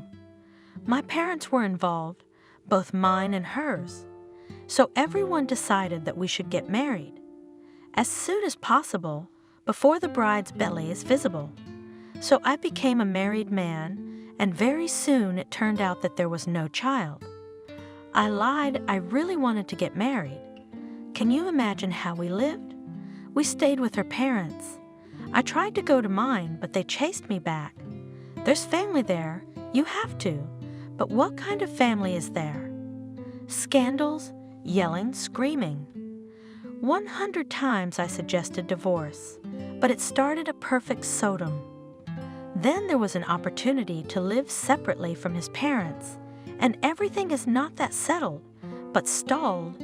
That is, we almost stopped talking at all, lived as neighbors. I understand she has someone else too. And you don't have kids? Isabella asked. No, and as I understand it, she can't have any. In fact, we haven't lived as husband and wife for 5 years. But why don't you divorce? Isabella was sincerely surprised. It's also very complicated, the apartment issue, money, and in general. I have a car on credit in her name, and besides, we have a lot of debts. No, it's impossible now. We have to wait 6 months. We'll be divorced in 6 months, I promise. But in the meantime, aren't we already a family? She's the legal wife, and you're the one and only. No, she and Samuel did not live together. But several times a week, he had no problem staying overnight at his Isabella's house, and she could finally feel like a wife. She ran the household, cooked lunches and dinners, waited for him from work. They were even going on vacation together. They had already chosen a resort, were ready to buy vouchers and tickets. They were working the last days before the vacation. And just a day before they were going to the travel agency, Samuel came to his beloved at a bad hour and hiding his eyes said, "I'm sorry, honey, but the trip is postponed." "Not for long. I don't know how much you know. Circumstances have changed." "What circumstances?" "We agreed. I already have and packed, and vacation I have registered. What could have changed?" At first, Isabella was just surprised to think that the trip had been postponed for a few days. "A lot of things, Isabella. My wife gave birth to a son yesterday, congratulations." And Isabella saw that Samuel was really happy, rejoicing, though troubled. But troubled by what? That he had to say it to her. Or was something else troubling him? How did she give birth? How did it happen? "I don't understand," you told me. Isabella realized how silly her question sounded. "Well, it's just like giving birth, like everyone else, just like us. We haven't invented anything fundamentally new. I'm married, my wife gave birth. I don't think that's surprising." The lover explained as if nothing had happened. "I understand that, but not in your case. You said you don't live with your wife at all, and there can't be any children." "Oh, my God, Isabella, what are you talking about? You sound like a 16-year-old girl. You must know that all married men say that to their girlfriends." "Well, I said yes. I may be guilty, I may be blamed for it, but you're just as guilty, both to yourself and, pardon me, to public morality." "That's not what I'm saying. I'm telling you that our trip is completely impossible right now. Maybe it'll happen, but we have to solve this issue somehow. You know, the child, the wife is not in the best condition. How can I leave them now and go away?" Samuel was really surprised at Isabella's incomprehension. "How were you going to go just a week ago?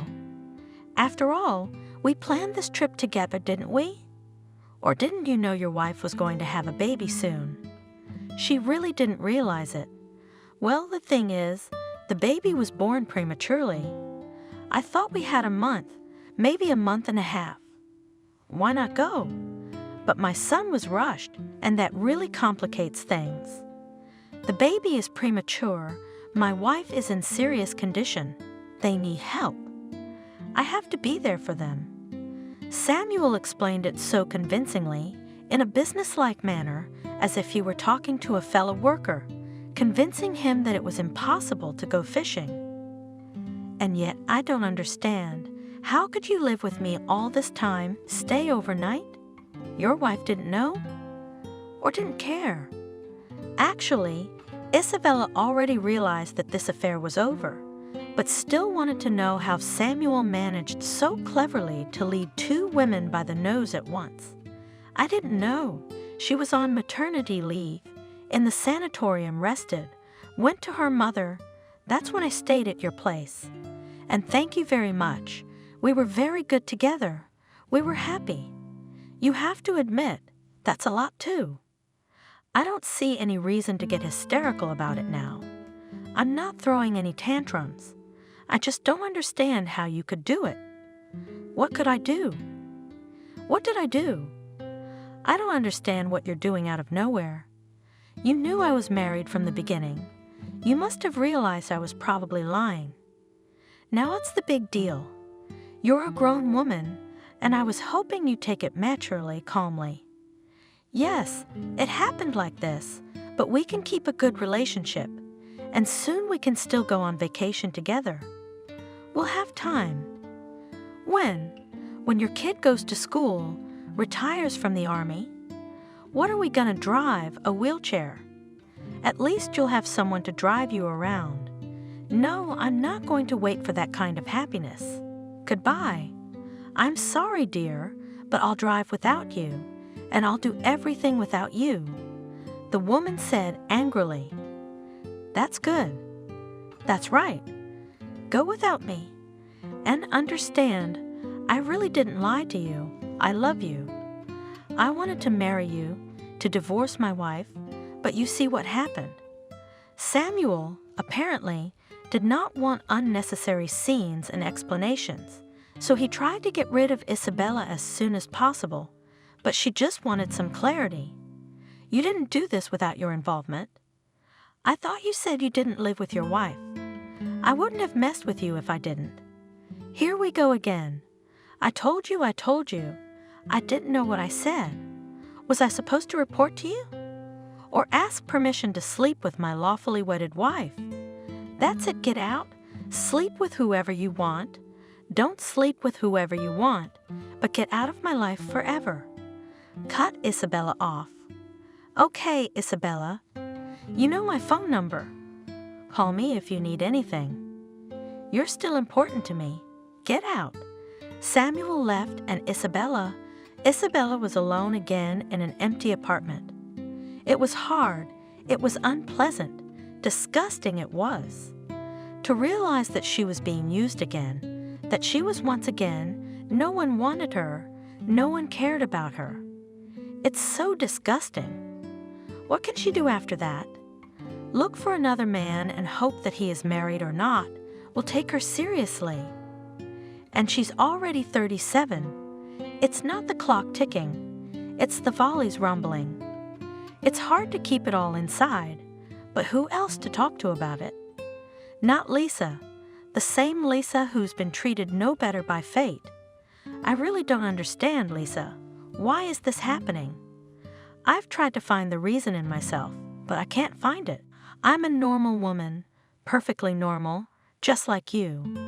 Yes, we could be perfect wives, mothers, but we could be true happiness for someone. And we're always victimized by who the hell knows what. But why? I wish I knew. I have the same thoughts myself. Sometimes I think we just did the wrong thing from the beginning. We should have gotten married when we were 18, and everything would have been fine. And by the way, we could have been. Remember in 10th grade when Ethan was in love with me? And there was a guy chasing you. I don't remember his name. He was in the same class as me. Ethan? I don't remember anything like that. All I remember is that everybody ran away from me when they got what they wanted. I don't think anybody ever loved me. Nobody ever loved me at all. They just used me like Samuel. Well, think about it. To lie so authentically, to gain his trust, and yet I fell in love with him. And what a bastard, he's so sure that if he blows the whistle, I'll run away. Imagine him saying that. You have my phone number. Call me if you need anything. How does it feel? Everybody else did the same thing to me. Why is that? I don't know. I guess we just missed out on the ones who were really in love. But I only remember them in my early teens, and then, yeah, it was all stupid and gross. You, Isabella, you're making me sad. I think you've lost faith in life because of that Samuel of yours. Forget it and forget it. It's time to think about the future. We don't have much time left. We have to find a real man. Because of Samuel, because of Eric and all that? Because they were all Samuel. And there was nothing else in my life, you know? What real men? Where are you gonna find them, you tell me? Let's go to a dance, to a disco, to a 30s night. Let's find another Mason, and in a week, or a year from now, we'll be crying on each other's shoulders again. No, Lisa, I've decided I'm not falling in love or having any more relationships. It's time for me to age gracefully and take care of my health. Every affair like this takes 5 years off my life. How hopeless you all turns out, right here at Wants to Grow Old, but I'm sure that we will definitely be lucky, and it is not necessary for this to go to some clubs and so on. Maybe our happiness is much closer than it seems. Of course it is. Do you have a roommate? Abandoned by his wife for drunkenness and abuse? Isabella asked venomously. You're getting a little soft, friend. In my opinion, Isabella, the whole problem is that you already agree that only the worst can pay attention to you. But I, for example, do not think so. What does that have to do with some abandoned neighbor, some drunk, or, I don't know, someone who's been in jail? Nobody's offering you that. We have unmarried and quite decent men at work. Lisa persisted. 20-something guys, thank you. I haven't gotten to the point of throwing myself at little things, either, and I hope I never will. You're 20 years old. John's in his 30s or more. And Brain, he's not the freshest flower either. I think he's in his 30s, although there's nothing wrong with 20-year-olds, and we have people our age at work. Married men. I don't want to get involved with married men anymore. And that's a lie to listen to. You know, it's no fun either. Nobody's forcing you to get involved with married people. What's wrong with our sales manager, Jack? Isn't he married? Isabella was already making her friend laugh. Married? Our enemies should be married like that. You're right about something, though. He's too tough a nut for us. Maybe he's divorced already. They say he was married for a long time and not happily.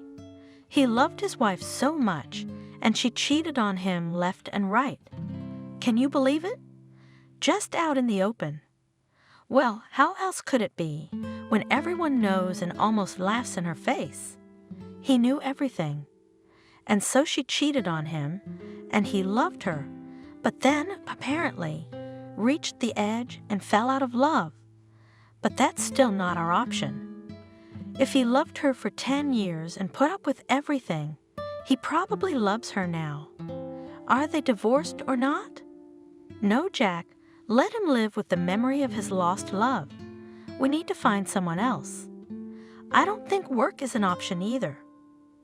If I wanted to have a relationship at work, I'd have looked at Jack myself a long time ago. Noticed Isabella. What am I hearing? So you like him after all? Lisa rejoiced. Why shouldn't I like him? He's a normal man, decent and handsome. Isabella reasoned. Yes, she really liked him, and only some of his aloofness prevented her from paying closer attention to Jack. Besides, she thought he was married. Yeah, you'd pay attention, wouldn't he? Well, you know, if I did, maybe he would. Why wouldn't he? Isabella was stubborn. No man, whatever you want, but that's not an option. Why don't we look for someone else?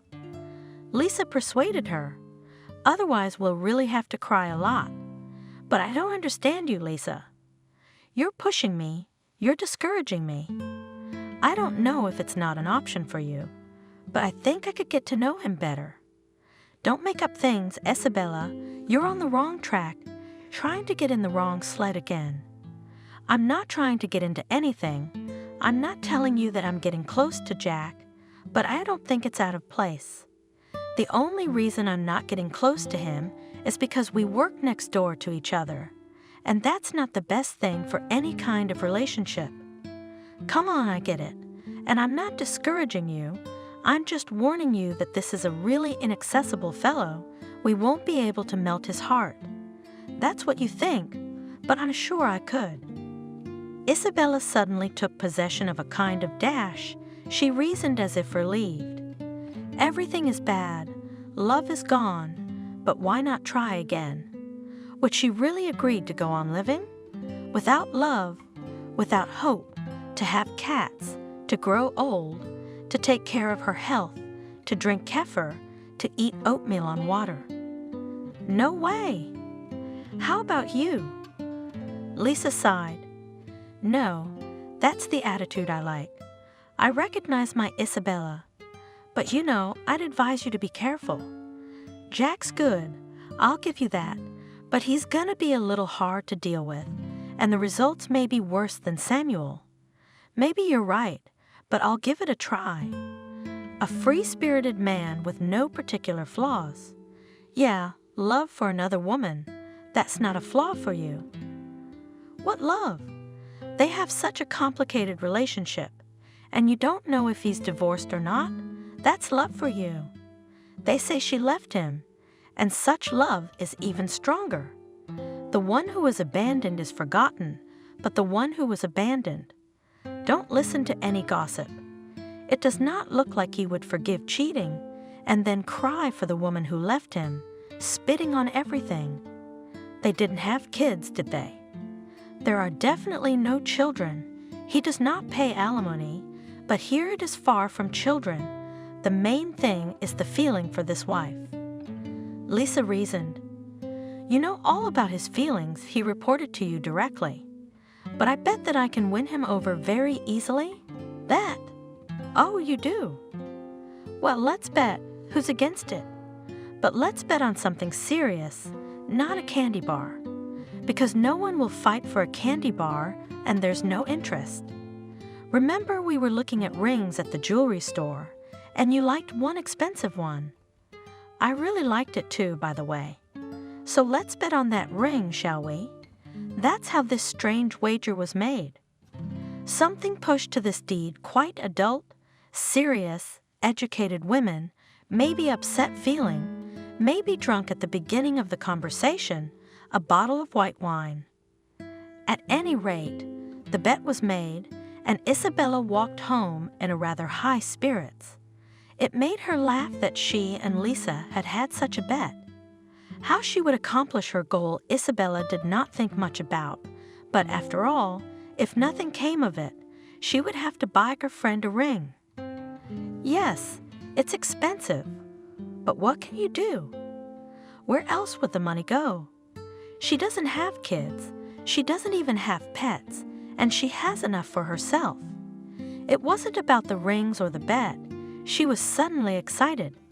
She really liked Jack, though she hadn't followed the twists and turns of his life, especially after his affair with Samuel had begun. After all, Isabella was sure she would be married soon. And now what? Why not pay attention to a worthy man? But how to do it?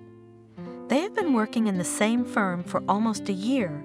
They see each other almost every day, sometimes discuss work issues, and never from the side of Jack. There was not the slightest interest in Isabella as a woman.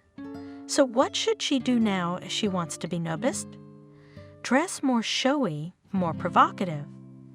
No, this way you will not attract attention, and who she will make fun of, who will be outraged.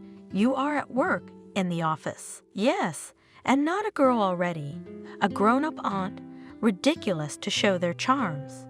However, business clothes can be very seductive. Isabella knew her strengths.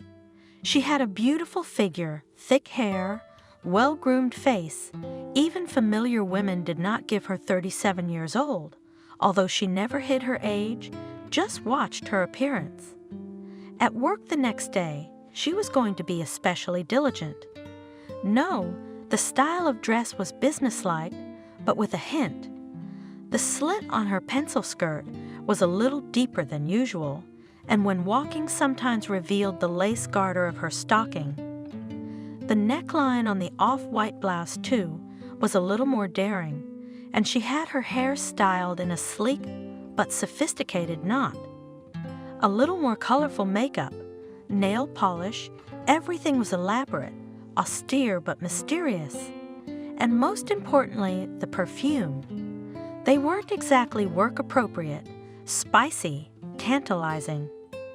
Everyone had noticed since the morning that Isabella today looked somehow particularly attractive, everyone except Jack.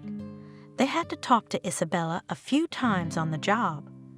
Once, while showing some numbers on a report, she bent over his computer keyboard so low that she almost touched Jack's cheek. And nothing, not the slightest emotion. He just leaned back in his chair slightly so as not to disturb Isabella.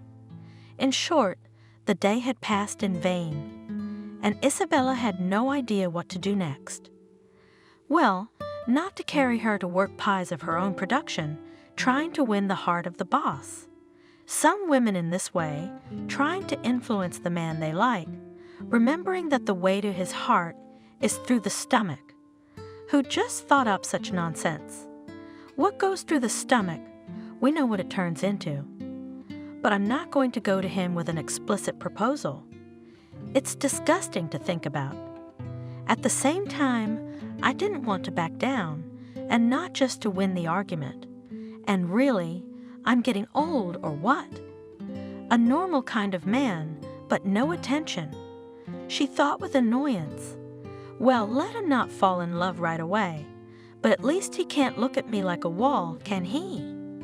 And Ethan, younger than him and me by 10 years, still stares at me, even talks to me, but this one. Either I'm losing my touch, or there's something wrong with him.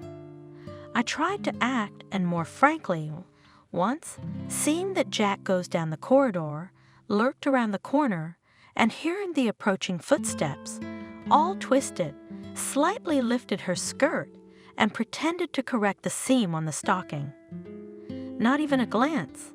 Another time, as if accidentally bumped into him, she dropped a folder with documents from her hands, so that the sheets flew all over the corridor.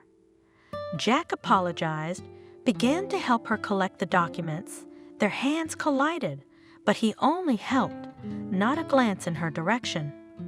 Meanwhile, already other co-workers were beginning to notice Isabella's exertions and chuckle. One of the women bluntly asked, "What are you, Isabella?" For Jack decided to run. What else? What kind of nonsense? Isabella was indignant, feeling a traitorous blush on her face. But it looks like that. All twirling around, twirling. Oh, in vain. In this way you can only push away. Maybe that's what I'm trying to do, Isabella said irritatively.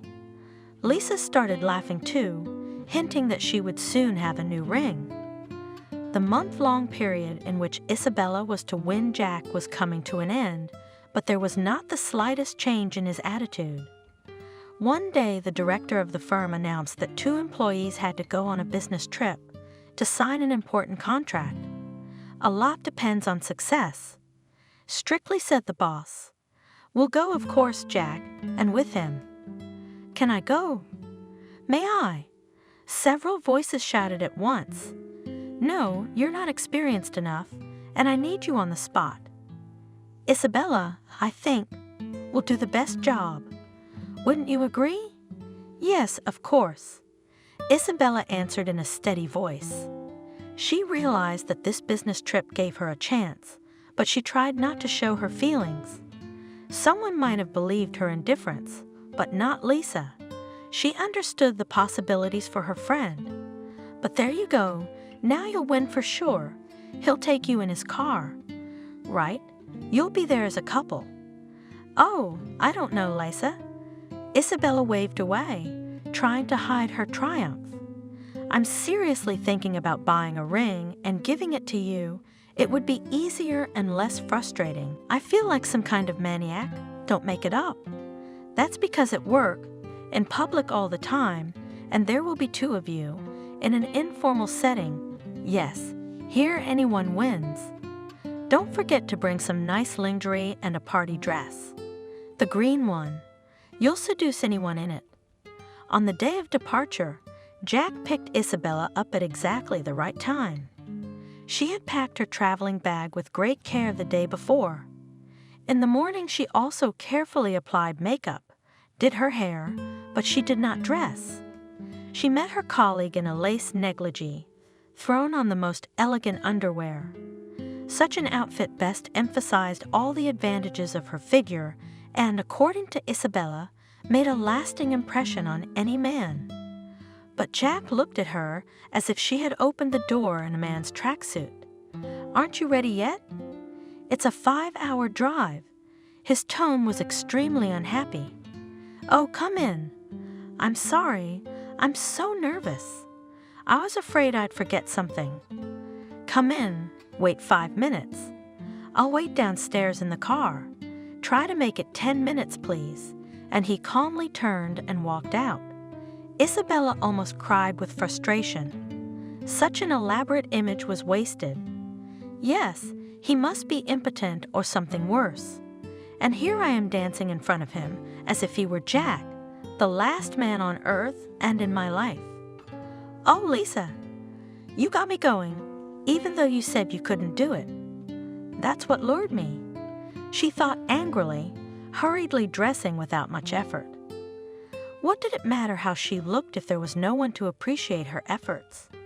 In the car, however, Jack decided, apparently, to change from anger to mercy. "I'm sorry that I rushed you so much, but soon the traffic will start, and I wouldn't want to be late. We have to check into the hotel, go to bed on time, so that tomorrow we won't yawn at this very important meeting." "Oh no, you'll forgive me. I'm always so afraid of forgetting something when I'm traveling, so I take a little longer than I'd like." Isabella was a little amused. It was a start that pleased the woman, but that was the end of it. She tried to make casual conversation, but the companion answered one-wordedly, showing that he was not interested in conversation at all. And Isabella was resentfully silent, preferring to look out of the window. They drove for a long time and arrived at the place in a small town in the late afternoon. Near the hotel, Isabella got out of the car, stretched with pleasure, not for the sake of seduction, just tired. Almost 6 hours sitting in the same position, my whole body was stiff. "Oh, I'm so hungry and sleepy," she sighed. "Let's check in and go to a restaurant." "Not a hotel restaurant. There's usually nothing good in those, but over there." "I've seen behind that grove. There's some place, and we'll walk there." "He's coming. I'm tired too, but I want to stretch my legs. Let's go check in."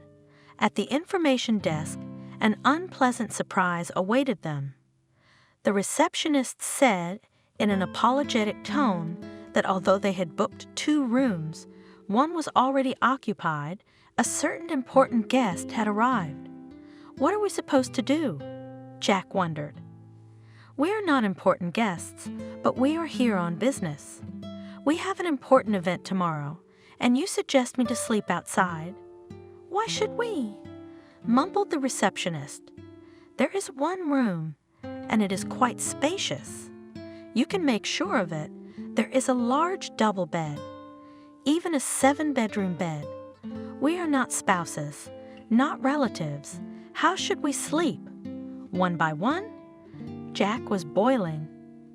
Even Isabella was discouraged by what had happened, although the situation greatly increased her chances of success. However, there was nothing to do. They had to go to this one room. The receptionist accompanying them muttered something about moving the chair, and she would send them extra blankets. There was a way out of every predicament. If you had arrived early, we would have tried to find one of you a room in town, somewhere nearby. "Thank you, you're all set. The main thing for you was to get someone important settled, and we can sleep on the floor, on a chair, wandering around in corners. Mind you, I'll be forced to file a complaint. Of course, as an apology, we can deliver you a free dinner to your room." The receptionist promised.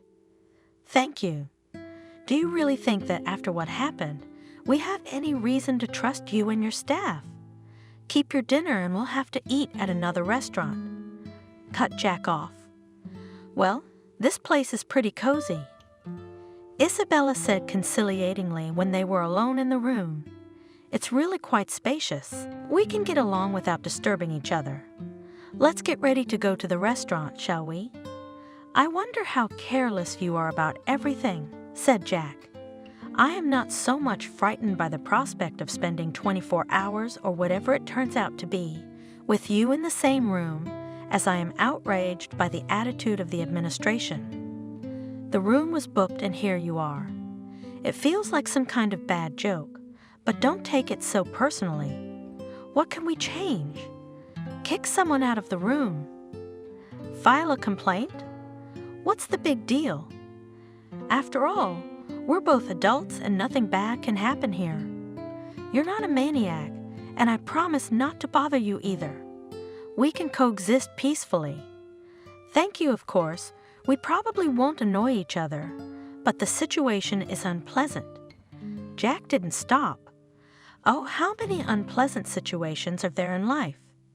"Let's pack up and go to a restaurant. Maybe it will be a more pleasant pastime. Isabella joked. Jack was annoyed, dissatisfied. Isabella, on the contrary, amused. She felt that she would soon reach her goal, so she was going to the restaurant with all care. It was necessary to change out of traveling clothes, to tidy up. Isabella, do you know it's past 10 o'clock? We should go to bed early tonight to look like normal business people tomorrow. Hurry up, Jack. Yeah, sure, I'll be right back. We have to look normal at the restaurant, too. I'm always a little disheveled after the road. Flirtatiously responded the woman. I doubt that anyone will look at us there, and even if they do, who cares? But would you really like to accompany a woman who looks unkempt? Isabella was offended at the end. You look fine. Stop poking around. I want to eat, not escort women. Yes, you're not a master of caring for women. Isabella sighed and went about her business. I didn't come here to woo you. Jack cut me off. Anyway, you can make up as much as you like. I'm going to the restaurant. You'll find your own way, and I'll get us a table. Or there won't be room for us. Well, go ahead. I'll catch up with you real quick, said Isabella. When Jack had gone, she sank into a chair. Well, she had a beau. You'd never find one like him. Perhaps he would lie in the same bed with her, turn his back and snore. Where else would you see such a thing? If Lisa saw it, she'd die laughing, she thought irritably. She decided to get ready, not for Jack's sake, but for her own. She wanted to look good, attractive. After all, she would be going to a restaurant in a new place. Maybe she would make an impression on other men, and Jack would melt a little when he saw it. She walked out of the hotel onto the almost nighttime street. It was dark and deserted, and she had to pass through a small square. She was not afraid, though, for the silence and tranquility of the town whispered that nothing bad could happen here. The woman boldly went forward, becoming alarmed only when she noticed that she was being followed by two big guys who were examining her with appraising glances and whispering. Young men, I don't need security. Isabella told them when they got too close. But we are in great need of the company of beautiful women, and you are quite suitable for us in this respect. The guys came close, and she felt their hands on her body. Long-saved irritation finally spilled out on these bullies. What the hell is this? The one who needs does not pay the slightest attention, but these are ready to pester every minute. Get off, you scoundrel! She shouted and hit one of them with her purse. Look at you, what a stubborn cot!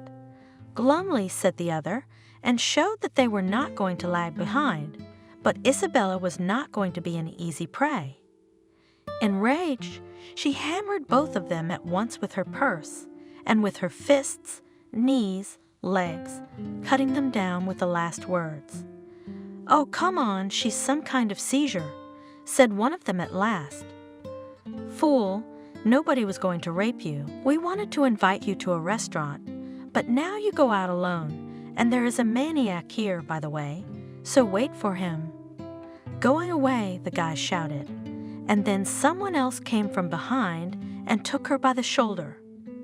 Only then Isabella remembered that she had a gas canister in her purse, pulled it out, and quickly looked around and pointed it in the attacker's face. It was Jack. Isabella, what the hell are you doing? He shouted, covering his face with his hands.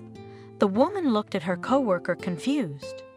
Oh, I'm sorry, I thought it was that maniac and it was you. Let's go quickly to the restaurant. There is a toilet. You can rinse your face. The woman mumbled fearfully.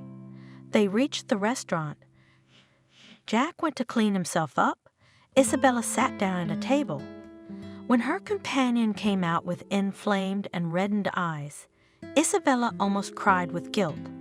I'm sorry, please. I just don't understand how it happened. I wanted to defend myself. These hooligans, and they attacked so suddenly. How did you end up here? I thought you were at the restaurant having dinner? Yes, I was going to have dinner. I went to the restaurant, took this table, and then, to be honest, I felt bad about leaving you behind, but I decided to come and meet you and bring you here. Just like a gentleman, and that's what happened. I hope I don't lose my eyesight. Why did I even agree to come, and with you? It would have been better if I'd taken someone else or gone alone. There's no second room at the hotel anyway. No way, honestly. What's my fault? I'm not the one who sent some tall guest to take our room. After using the spray can, Isabella didn't dare to be too indignant. I promise that in the negotiations we came here for, you won't have to regret that it was me who went. Of course, I'm not saying it's your fault. It's just that it's all so ridiculous, and you know, Isabella, somehow I think it's not that it's your fault, but how do you want to make a mess of things all the time? Sometimes I feel like you're just stalking me. Maybe you don't feel that way. Suddenly, Isabella blurted. Afraid of her own words, I decided to turn this unpleasant conversation into a joke. I'm a spy sent by a rival firm. Ah, setting a trap for me. I see. Jack grinned crookedly and put the napkin over his eye again. It's true, it's very peculiar, but how am I going to show up at a serious event tomorrow looking like this? People will think I've been drinking all night. Oh, don't worry about it. I have this eye cream. It relieves inflammation instantly. I brought it with me just as I felt like it. I'm sure it'll help you, and in the morning, put some patches under your eyes. I've got them with me. They're great for bruising and bags under the eyes. So you'll look flawless, I promise. Yeah, well, you can take care of yourself. I've seen that. I hope you'll give me the same beauty treatments. You're not going to do my makeup? If you ask me nicely, my cosmetics are expensive and good, don't doubt it. Isabella was joking. In the meantime, let's just forget about the trouble and go in peace. The food here is not bad, I see. Thanks to the jokes and the good dinner, they returned to the hotel in a good mood. When they entered the room, they began to make themselves comfortable for the night. Jack began to make a bed on the floor from the extra blankets he had brought, and Isabella made the bed. Look, Jack, maybe we shouldn't make some kind of bed on the floor. The bed's really wide. We each have our own blanket. We can sleep without touching each other. No kicking each other or pestering each other. I don't snore. I hope you don't either. I don't know if I snore or not. I don't think I used to, but this, as you say, bedpan, I'm quite happy with it. I don't want you to think anything bad of it, but it makes me feel better. And I think it'll make you feel better too. I don't know. I'm not going to be nervous anyway. We're not innocent teenagers, thank God. We're both adults, so what's the point of demonstrating? Well, whatever you want, I'm not going to talk you into it. It's just embarrassing. You're already sorry you came with me. It's not a demonstration, and I don't regret anything, that's all. Well, that's not necessary. If you say so. You're not married, are you? Isabella asked. What's that got to do with it? I'm divorced, but that has nothing to do with today's situation. If I were married, I'd be sleeping in my car. I respect women, you see, and I don't want to put them in an ambiguous position. That's why I'm lying on the floor. We wanted to invite you to a restaurant, but now you go out alone, and there is a maniac here, by the way, so wait for him. Going away, the guy shouted, and then someone else came from behind and took her by the shoulder. Only then Isabella remembered that she had a gas canister in her purse, pulled it out, and quickly looked around and pointed it in the attacker's face. It was Jack. Isabella, what the hell are you doing? He shouted, covering his face with his hands. The woman looked at her coworker confused. Oh, I'm sorry. I thought it was that maniac and it was you. Let's go quickly to the restaurant.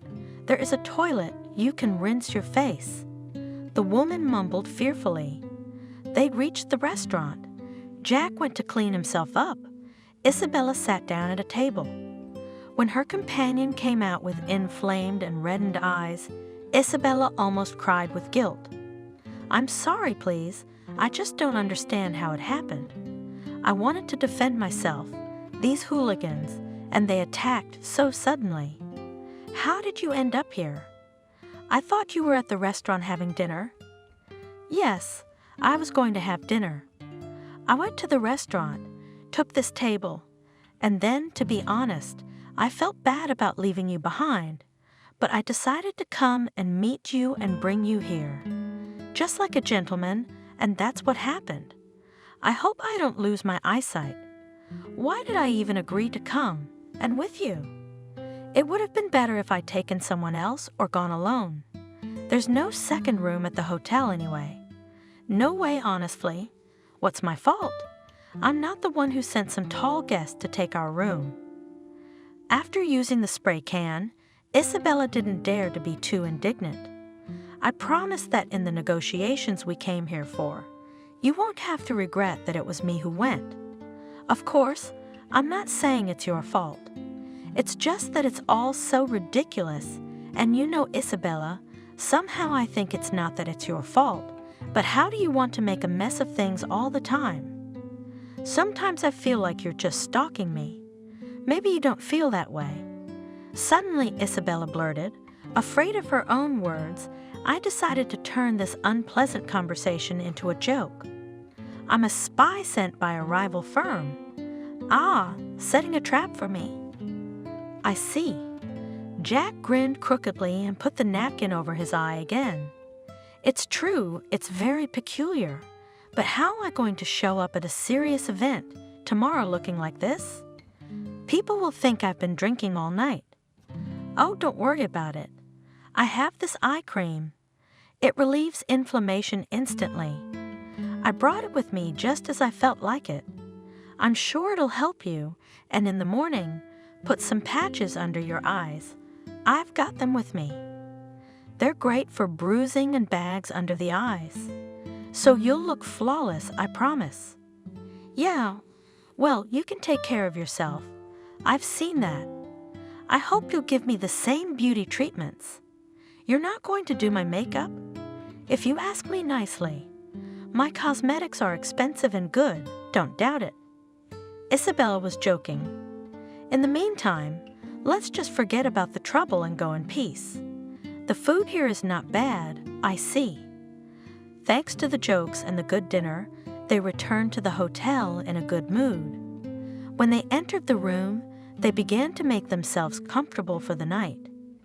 Jack began to make a bed on the floor from the extra blankets he had brought, and Isabella made the bed. "Look, Jack, maybe we shouldn't make some kind of bed on the floor. The bed's really wide. We each have our own blanket. We can sleep without touching each other. No kicking each other or pestering each other. I don't snore. I hope you don't either. I don't know if I snore or not. I don't think I used to, but this, as you say, bedpan, I'm quite happy with it. I don't want you to think anything bad of it, but it makes me feel better. And I think it'll make you feel better too. I don't know, I'm not going to be nervous anyway. We're not innocent teenagers, thank God. We're both adults. So what's the point of demonstrating?" "Well, whatever you want. I'm not going to talk you into it. It's just embarrassing. You're already sorry you came with me." "It's not a demonstration, and I don't regret anything, that's all." "Well, it's not necessary. If you say so." "You're not married, are you?" Isabella asked. "What's that got to do with it?" "I'm divorced, but that has nothing to do with today's situation. If I were married, I'd be sleeping in my car. I respect women, you see, and I don't want to put them in an ambiguous position. That's why I'm lying on the floor. Respect all women?" Surprised Isabella, who was already aware of the adventures of Jack's ex-wife. "Why not? I can't stand only their bad habits and can't accept cheating. You're not married either, are you?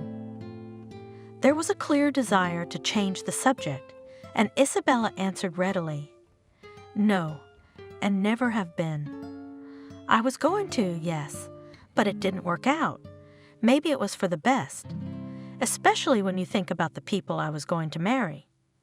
You know, everything seems fine, everything is going to the wedding, and suddenly such details are revealed that you realize that you cannot live with this person. That's the way it is. You probably think I'm trying to get to you and harass you and all that, and you seem to think I set up the room all by myself. I assure you, I didn't. No, why would you think that? I don't think that at all. Although it is strange that we've been bumping into each other lately, and every time it's not good. And now we have to share a room. I don't think it's your doing, but it does seem a bit deliberate.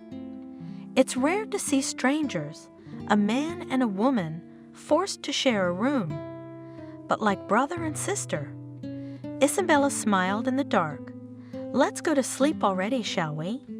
Jack agreed, but they both couldn't sleep for a long time, thinking about their own things. Isabella pondered whether she should continue her endeavors with this hard nut. And Jack, he wondered whether he had offended this nice woman with his inattention, sometimes rude remarks, which could be taken as an insult. I'm a fool. I can see that she is not indifferent to me, so why should I push her away? After all, I like Isabella, and because of my complexes, we can remain strangers forever.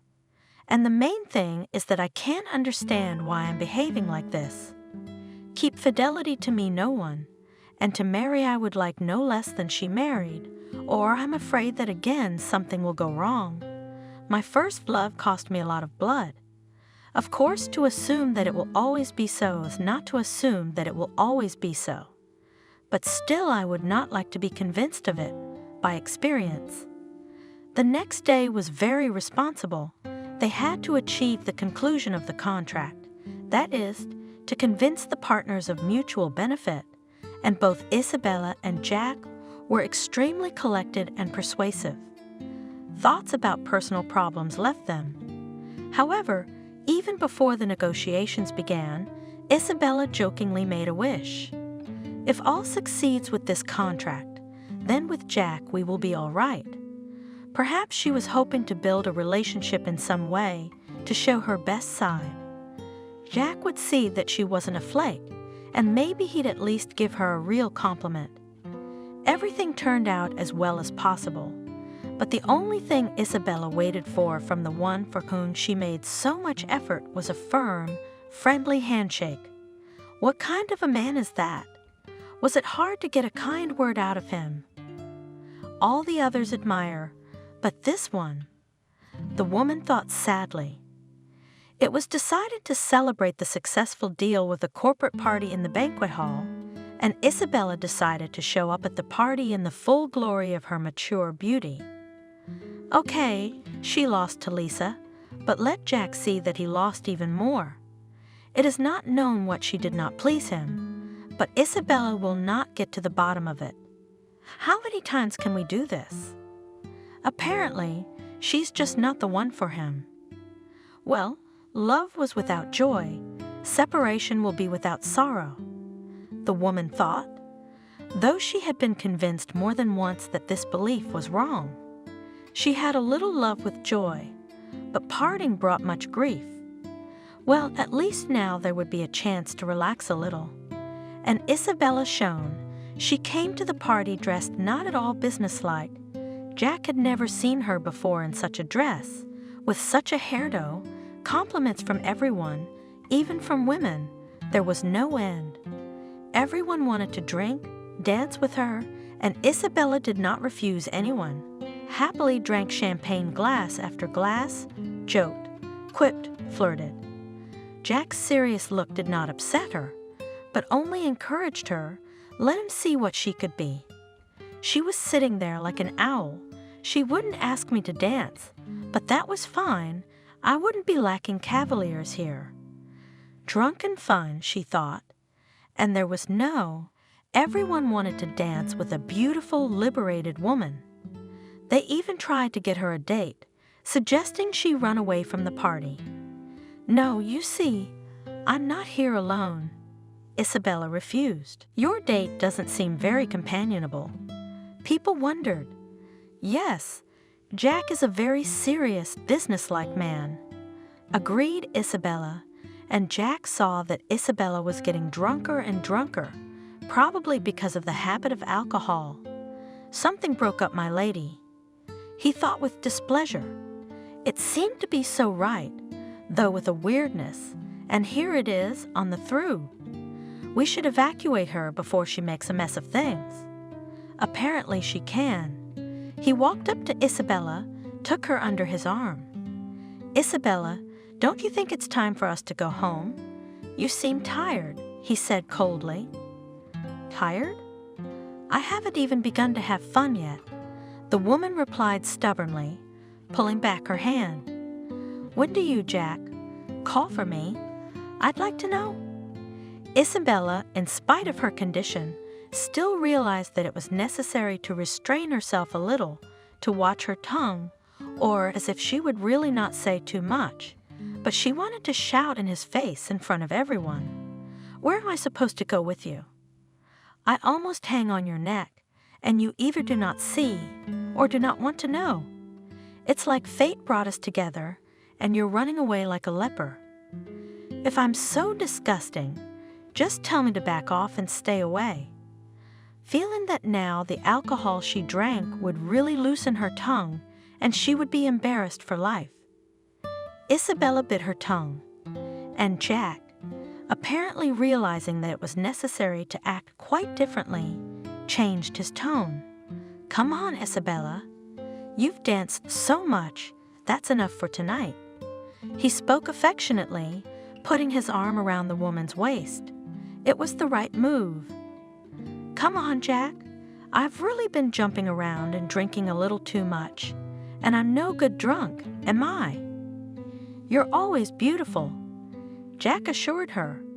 They reached the room, and on the whole way Isabella kept silent, afraid to say something she would regret the next day. Her mood had changed. Now she didn't want to reproach Jack.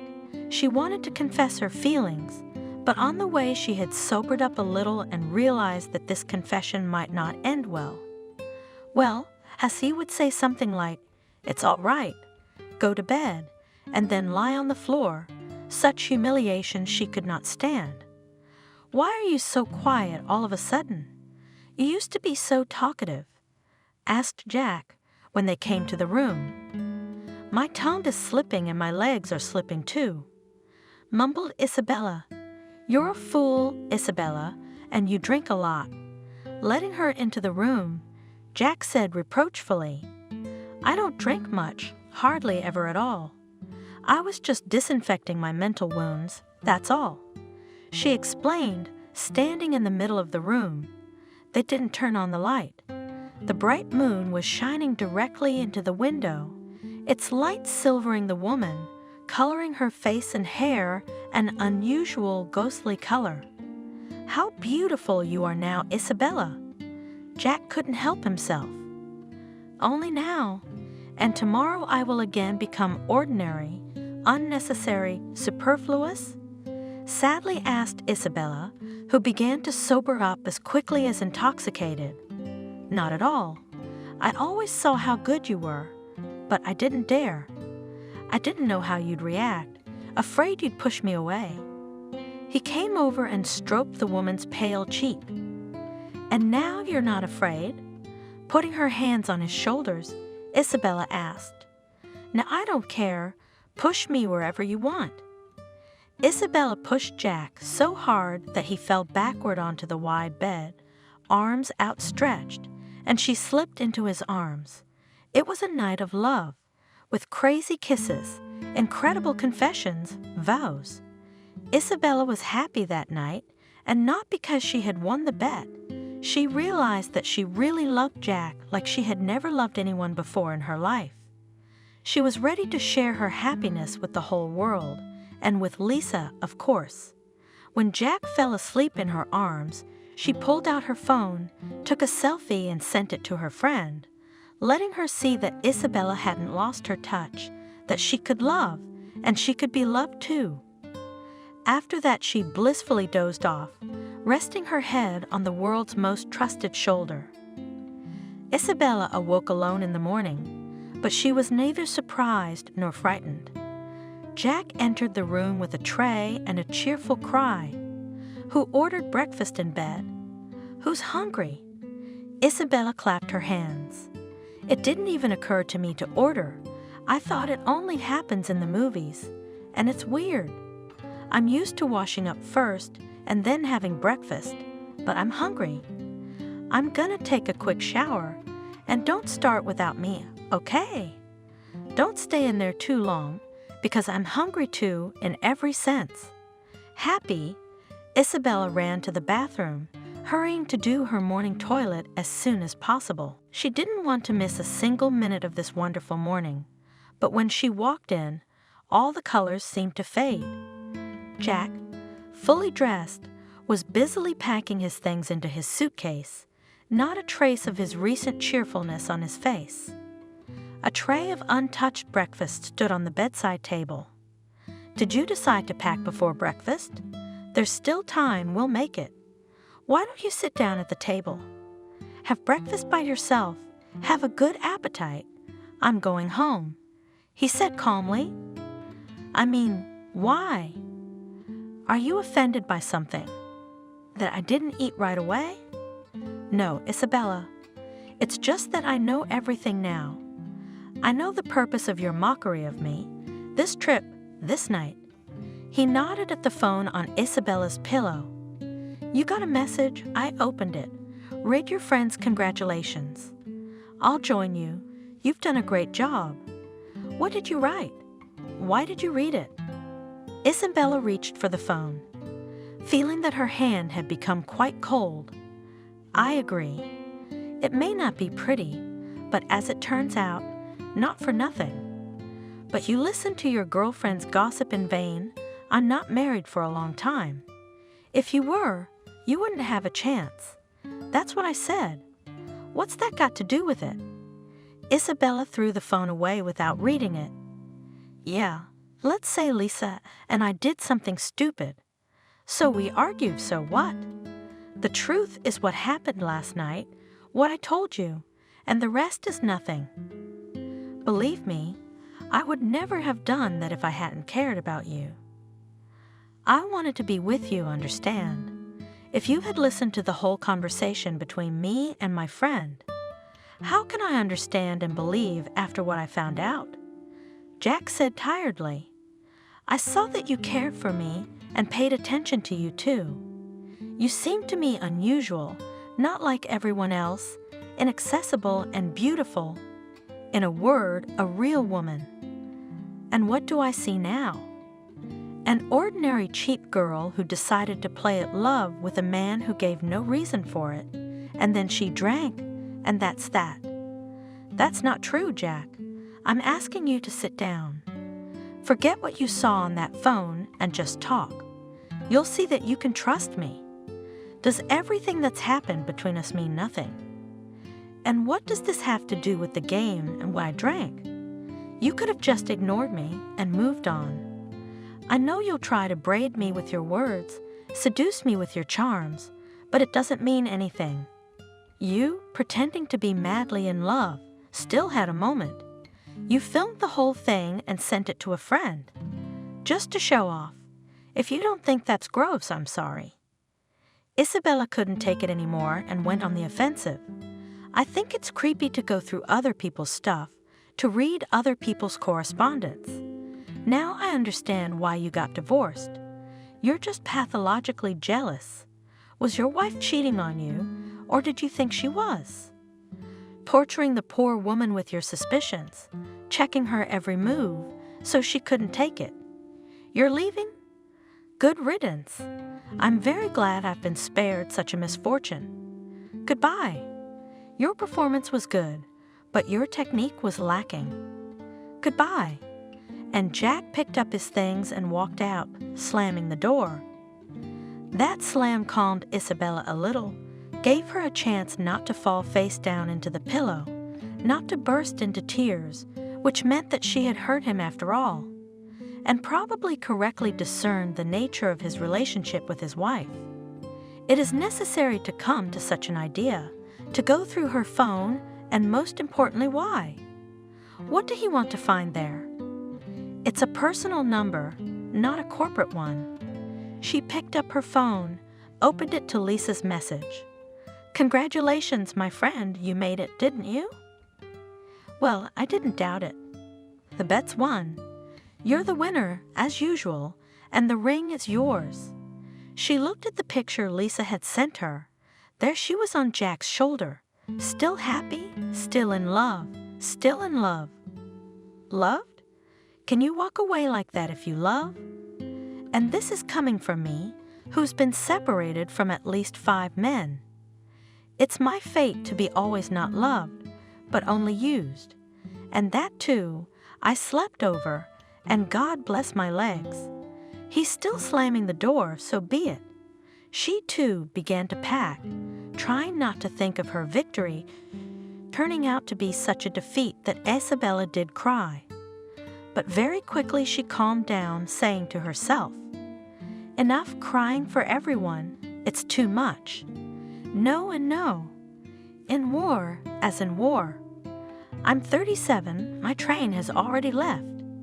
What do I do now? Call a cab and go home to age honestly, quietly, no matter what Lisa and everyone else says." She called a cab, once again surprised that Jack had abandoned her, had not driven her home. How vulnerable is he? She thought contemptuously, and all the way home she tried to remember something else negative about Jack's behavior. She wanted to dislike, even hate him. There were any number of moments like that, but they were all overridden by that night. It was impossible to forget. Was it really over? How will I meet him tomorrow? How will he look me in the eye? Oh, I wish that night had never happened. As Isabella was getting ready to go to work after this harrowing business trip, she thought about how she would meet Jack. Embarrassing, honestly. Grown women, and to think such a thing. And now he had this opinion of me, and he couldn't change it, no matter how hard you beat your head against the wall. But why should I be ashamed? I wonder if he's ashamed of what he said to me after a night like that. But it was worse than you'd think.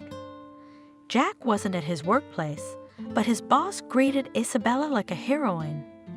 "Thank you, Isabella. You did a brilliant job negotiating and closing a contract that so much depends on. So you and Jack are both getting bonuses. He's even gone further by transferring to a branch that's long overdue. So we will have to think about who will soon become the acting head of the sales department." Isabella was the least interested in this question. The smile on her face became wooden, the look of confusion. "So that's it, huh?" Jack decided to transfer, not to work with her, not to see every day with the cheap one, and not to remember this stupid story. "Oh, come on, I'll worry about that. He transferred and all right, and he did the right thing, good for him. In a week, all this drudgery will be forgotten, and at the same time, and the work in the branch will improve.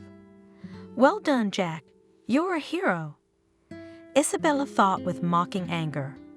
But the story would not be forgotten, and the searing kisses still burned on her face. Lisa sidled up to her during a break, congratulated her, made resentment stretch out. "Lucky you, Isabella. What kind of injustice is this? Some people get everything, awards, praise, a night of love, and a ring, but others. When are we going to the store? I'm not going to say no, am I? We're adults, right?" "Of course we are." Isabella didn't say no, trying to save face. "After work, if you're up for it." "Always ready, I know how to lose," answered her friend. "Yes, and I would love to lose in this dispute. Anyway, why should I win? These rings and everything else, if he considers me a cheap prostitute and even drinking, ready to sleep with anyone on a drunken binge? Isabella thought. Most of all at that moment, I wanted not to sit at work, not to go to jewelry stores with Lisa, but to be at home, on my couch, and cry properly. But not to show it to everyone. She should look like a winner, lucky, beautiful as always, and Isabella tried to live up to her status. When the workday was over, Isabella felt so tired, but the need to hold on remained. Lisa picked her up under her arm and spoke into her ear. So, shall we go to the jewelry store? I'll look for earrings. Imagine I was going through my jewelry and I don't have a blue stone, but I really need it. I won't buy it now, of course. I don't have enough money, but for my birthday. Listen, Lisa, what if I don't need it? This jewelry store, how stupid is that? I'm ashamed to take that kind of money from you for nothing. Let's consider this whole thing a joke. No way, we've known each other for 100 years. You know very well how serious I am about this kind of thing. Are you trying to make me stop respecting myself? No, of course not, but I told you it was a joke.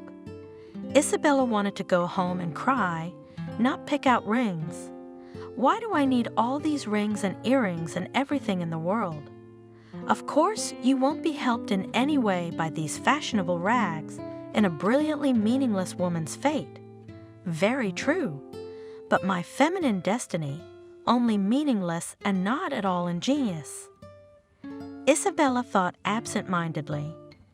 What's gotten into you, Isabella? Lisa kept up. She is walking, silent as if she had water. That is not water, but sour soup in her mouth. I'm just tired today, and the weather's not so good, so I'm not in the mood. Isabella dismissed it. Strange, you were more than happy in that picture. So tell me, what happened with Jack? She needed details, and she wasn't going to be satisfied with generalities. What happened was he found out, saw this picture and your messages. Well, and resented, and as if and all on it, left, slammed the door. What kind of mood could I be in after that? Isabella explained tiredly. Now we'll buy a ring, put it on your finger, and your mood will be better. I know that for a fact. Don't doubt it. Here we are. The friends entered the brightly lit salon of the jewelry store. They approached a shining showcase. Lisa looked intently at Isabella, pushed her. Come on, choose. Which one did you like then? This one? Girl, do you have any size 16s like this? If not, the one with the pink stone. Is that a crown? It's much more delicate, isn't it? Let me try it on, please. Give me your pen, Isabella. Come on, I don't need it. Isabella pulled her hand away and quickly left the store. What is this? What are you, Isabella? It's clear I'm in love. I thought I was just playing around, but it turned out to be serious, didn't it? Lisa giggled. Nobody's in love. What are you talking about? Isabella almost cried, wishing she could get away from Lisa. I'm not blind. I can put two and two together. You look at yourself in the mirror, because in the coffin more beautiful put, under the eyes bruises, pale, even cheeks fall. What's that got to do with it? Isabella couldn't hold back her tears. You know how to fold, so think about why you want to buy me this ring. What will it remind me of? Think about what we two grown-ass women have come up with. It's a 5th grade girl's time to play like this, and we're in our 40s. My women my age have kids getting married. Some of them have grandchildren. I got a man into bed on a dare. Great thing, to drag him in, but not to keep him. He ran away from work to avoid seeing me. Isabella, what are you doing? Lisa consoled her, already frightened. He didn't run away. The chief wanted to transfer him to the branch office long ago. It just so happened. Don't worry, it's not in another city. You'll see he'll call you. Everything will be fine. When have men ever run away from you? Even if you split up, they'll call you for another year. They don't give you peace. Nothing's gonna happen this time. After he found out about our argument, if he calls, it's only to send me further away. And Isabella sobbingly told in detail how Jack had behaved when he found out about their scheme. Do you have any idea how embarrassed I was in front of him? Yeah, even if he wanted some kind of follow-up, he wouldn't have called or come near me. Well, the hell with him. So what if he was a prince? What was he? Lisa asked confusedly. A divorced man, his wife, they say cheated on him. Horns like a moose, and he forgave her after all that. And he decided to steam in your phone. You are not his wife, not his sister. How could he take it in his hands? Not to mention being rude to you. I think he's a bore. I've noticed that for a long time. Remember that Kathy he gave the secretary a telling off. She cried for an hour and drank valerian. Oh, all right, Lisa, I'm going home. I'm exhausted. I can't talk about it anymore. I'm sorry. What about the ring? Come on, let's go buy a ring. You'll make yourself happy. My friend persuaded me. No, Lisa, buy yourself some earrings. I don't want that ring. I'm sorry. The next day, Isabella couldn't walk to work. What if Jack doesn't show up? Yesterday, she was afraid to see him. Today, she was afraid he wouldn't. After all, there are also women in the branch, and how do you know if someone will be seduced by a handsome, positive, and free man? And she wouldn't be a fool like Isabella. And if he was around, it would be possible to talk somehow, to explain, and their relationship, perhaps, would go to another level. Or maybe it would have been clearer. Jack didn't need her, disgusted by what had happened, but there was a surprise waiting for her at work. Isabella, I see that you came from a business trip so tired. It's not surprising. The result was pleasing, but now I have a request to you. Things are not going well at the branch. Jack's having a hard time, and you've shown yourselves to be a great team. Can you help out there? If not, your refusal won't make any difference. Why not? Isabella exclaimed, holding back her glee. The more difficult the task, the more interesting it is. I like your spirit, and I'm glad I'm not mistaken in you. When can you go to your place of work? I'd like to go today, but I've got some errands to run. So I'll be out there first thing tomorrow morning. Does Jack know yet? Not yet. We'll let you know today. We didn't know if you'd do it. That's what the warden said. Can we not tell him? Let it be a surprise. Isabella asked cheerfully. All right. Surprise is a surprise.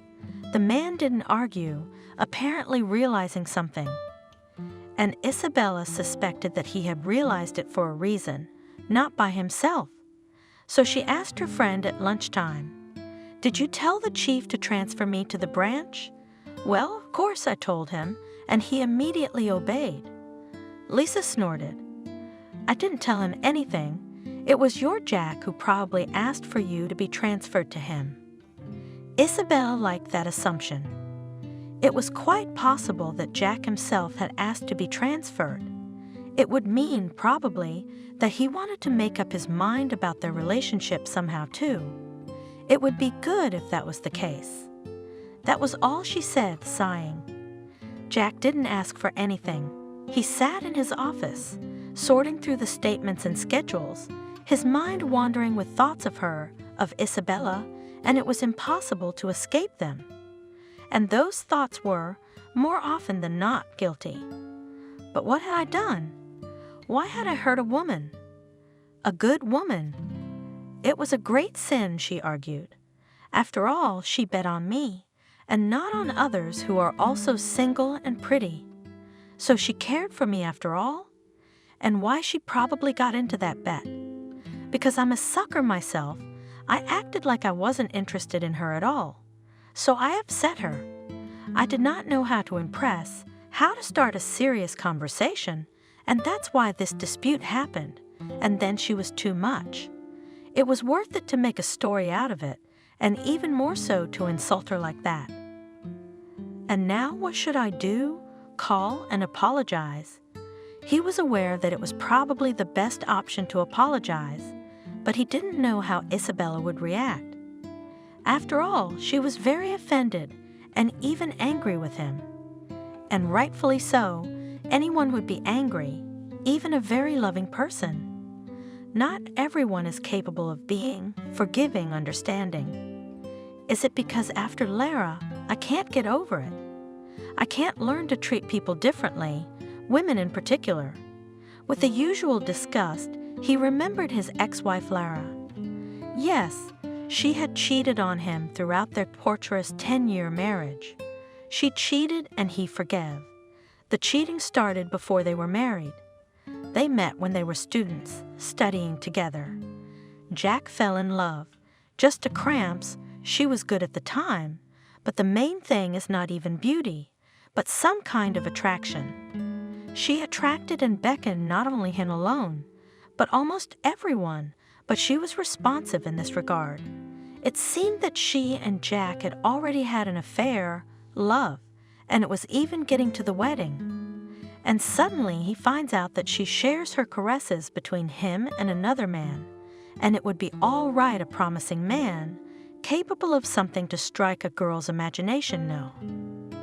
A married, older man, father of 3. Jack, of course, immediately presented Lara with a claim. That is not even a claim. He almost died when he found out about her adventures, and only then directly asked what happened. Why? She cried a lot, repented, apologized, said that she gave in to emotions, that it was an accident, and never again with anyone, no way.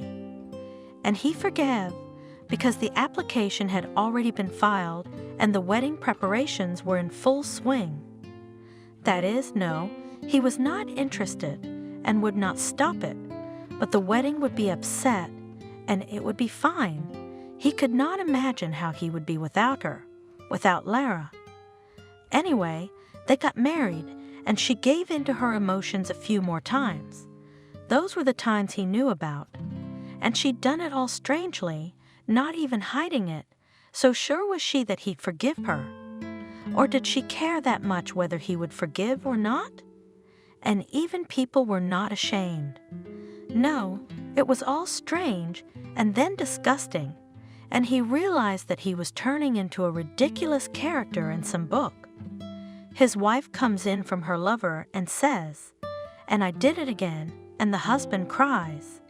No way, he's not going to be like that. Should I put up with it? Yes, it's better to suffer once and forget it. Maybe she had a disease like that, nymphomania? Who cares? But in any case, the marriage broke up. The funny thing is, it was Lara's initiative. She found herself a more financially favorable party, and with that and disappeared from the life of her ex-husband. Jack couldn't get back together with anyone else. Not because he loved his ex-wife so much that he couldn't forget her. Of course he couldn't forget her, but what love is there? Love did not remain. It was replaced not even hatred, but some cold contempt. And in other women he continued to see something bad, to suspect that they could do the same. And what kind of relationship, if you look at a man and suspect him in this? And then Isabella appeared, and she really made an impression on him. Jack already thought that he'd found the one who would help him forget the failure, the mistake of his youth that had cost him so much. Even in Isabella's beauty, there was something that set her apart from other women. There was no availability, no willingness to betray. That was why he didn't dare approach her. He didn't know how to communicate with such women. What kind of women did he have? Well, Lara, and then? And then they were no better, just disposable friends, relations with whom left nothing but disgust in his memory. That's why he couldn't communicate with a normal woman. He was used to such women. How happy was he when he found out that the two of them were going on a business trip? And this room is one for two. It was literally the hand of fate. No, not in the sense that he was going to get into bed with her, but it was possible to talk, to get to know each other better. And then all of a sudden, it's like this. It's a pretty weird thing to do. And what do we do now? No, of course we should apologize. It's not her fault. Maybe it was a friend who put her up to it, maybe. Yeah, whatever it was, either way, it's not worth crucifying a woman for making a mistake that no one got hurt by except for one inhibited psychopath named Jack. And after all, that night was so good and Isabella was so sincere. Nothing like that had ever happened with Lara. There had been lies at every turn, shame and embarrassment, but here, it could have been different here. If it weren't for my stubbornness and the memories of a first marriage long overdue to be forgotten. Otherwise, I'll never get out of this maze. Everywhere you step into, there are new corridors, traps, basements, and all paths lead to some polymath rather than the personal happiness I so seek. Jack was so engrossed in his memories and torments that he was hardly surprised when the office door opened and Isabella walked in. It was as if he had realized her with his thoughts. "Hello, Jack." Calmly, as if nothing had happened, Isabella said, "I've been sent to the branch to work.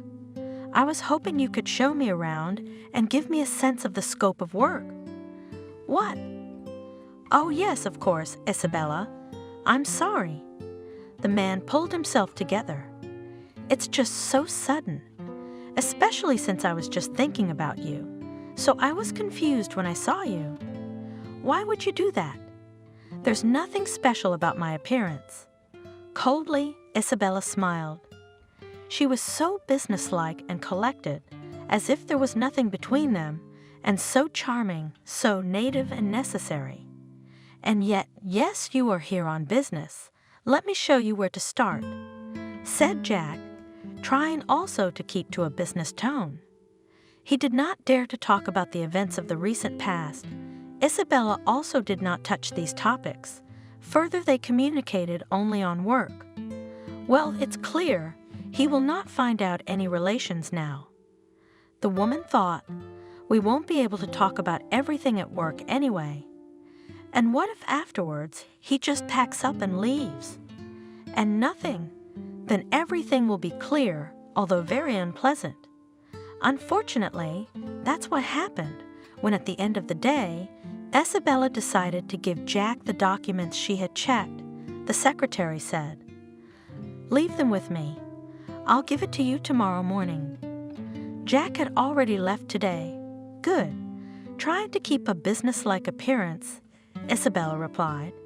She left the papers and walked out. "Well, that's it, and this stage of your life is safely over. You could say to this Jack, 'Thank you for not dragging out this story.'" "But why?" "He wasn't going to do that, but what am I supposed to do? Should I quit?" "No, he seems to have forgotten everything, and soon I will too. And for me to have an affair, or even a light flirtation with a colleague, no way. I mean, I've decided that I'm not having an affair with anyone or anything else at all." She went to her workplace. She had to get ready. The working day was over. Most employees were already saying goodbye, and he wouldn't even say goodbye. He's touchy. Isabella thought, trying to keep her thoughts mocking, almost succeeding. She got ready, went outside, walked anxiously, without looking around, to her car. She wasn't in the mood, but there was no need to hide her feelings either. No one would see her. No one was interested in her anymore. Suddenly, she almost jabbed her face into a large rustling bouquet of flowers, raised her head, Jack. "Isabella, I wanted to apologize. I acted like an idiot, like a bore. I've said some things that I'm unbearably ashamed of. I know it's not easy for you to forgive me, to accept me, but will you give me another chance? Are you crying, Isabella? She was not crying. That is, she was not sobbing or moaning. Just the nerves, tense in the last few days, suddenly relaxed, and the tears themselves flowed down her cheeks, washing away all the resentment and doubts. Have you forgiven me, Jack? She asked. All the nonsense and nasty things started with me. Not at all. Let's forget it all, shall we? Let it be as if there was no argument, no spying and saying what I said. Isn't that possible? Of course it's possible. I really want to forget. It was forgotten. There was no more talk of the dispute or the scandal that followed. Soon their relationship was no longer a secret to anyone, and everyone was sure that this relationship was real. Such a beautiful and harmonious couple is not often met. Although once, almost a year later, Jack still reminded Isabella of her childish pranks that had connected them. One day, inviting the woman to a cafe for dinner after work, he suddenly said, "Isabella, do you remember how it all started? You know, that argument with your friend?" "You bet." Isabella smiled. "But I thought we agreed not to bring it up." "Quite right. But now it's quite clear that you've won the bet, and my heart is in your pocket, isn't it?" "Yes," the woman confirmed with a puzzled expression. "What was the bet? A ring?" "As far as I know, your friend never bought you one, did she?"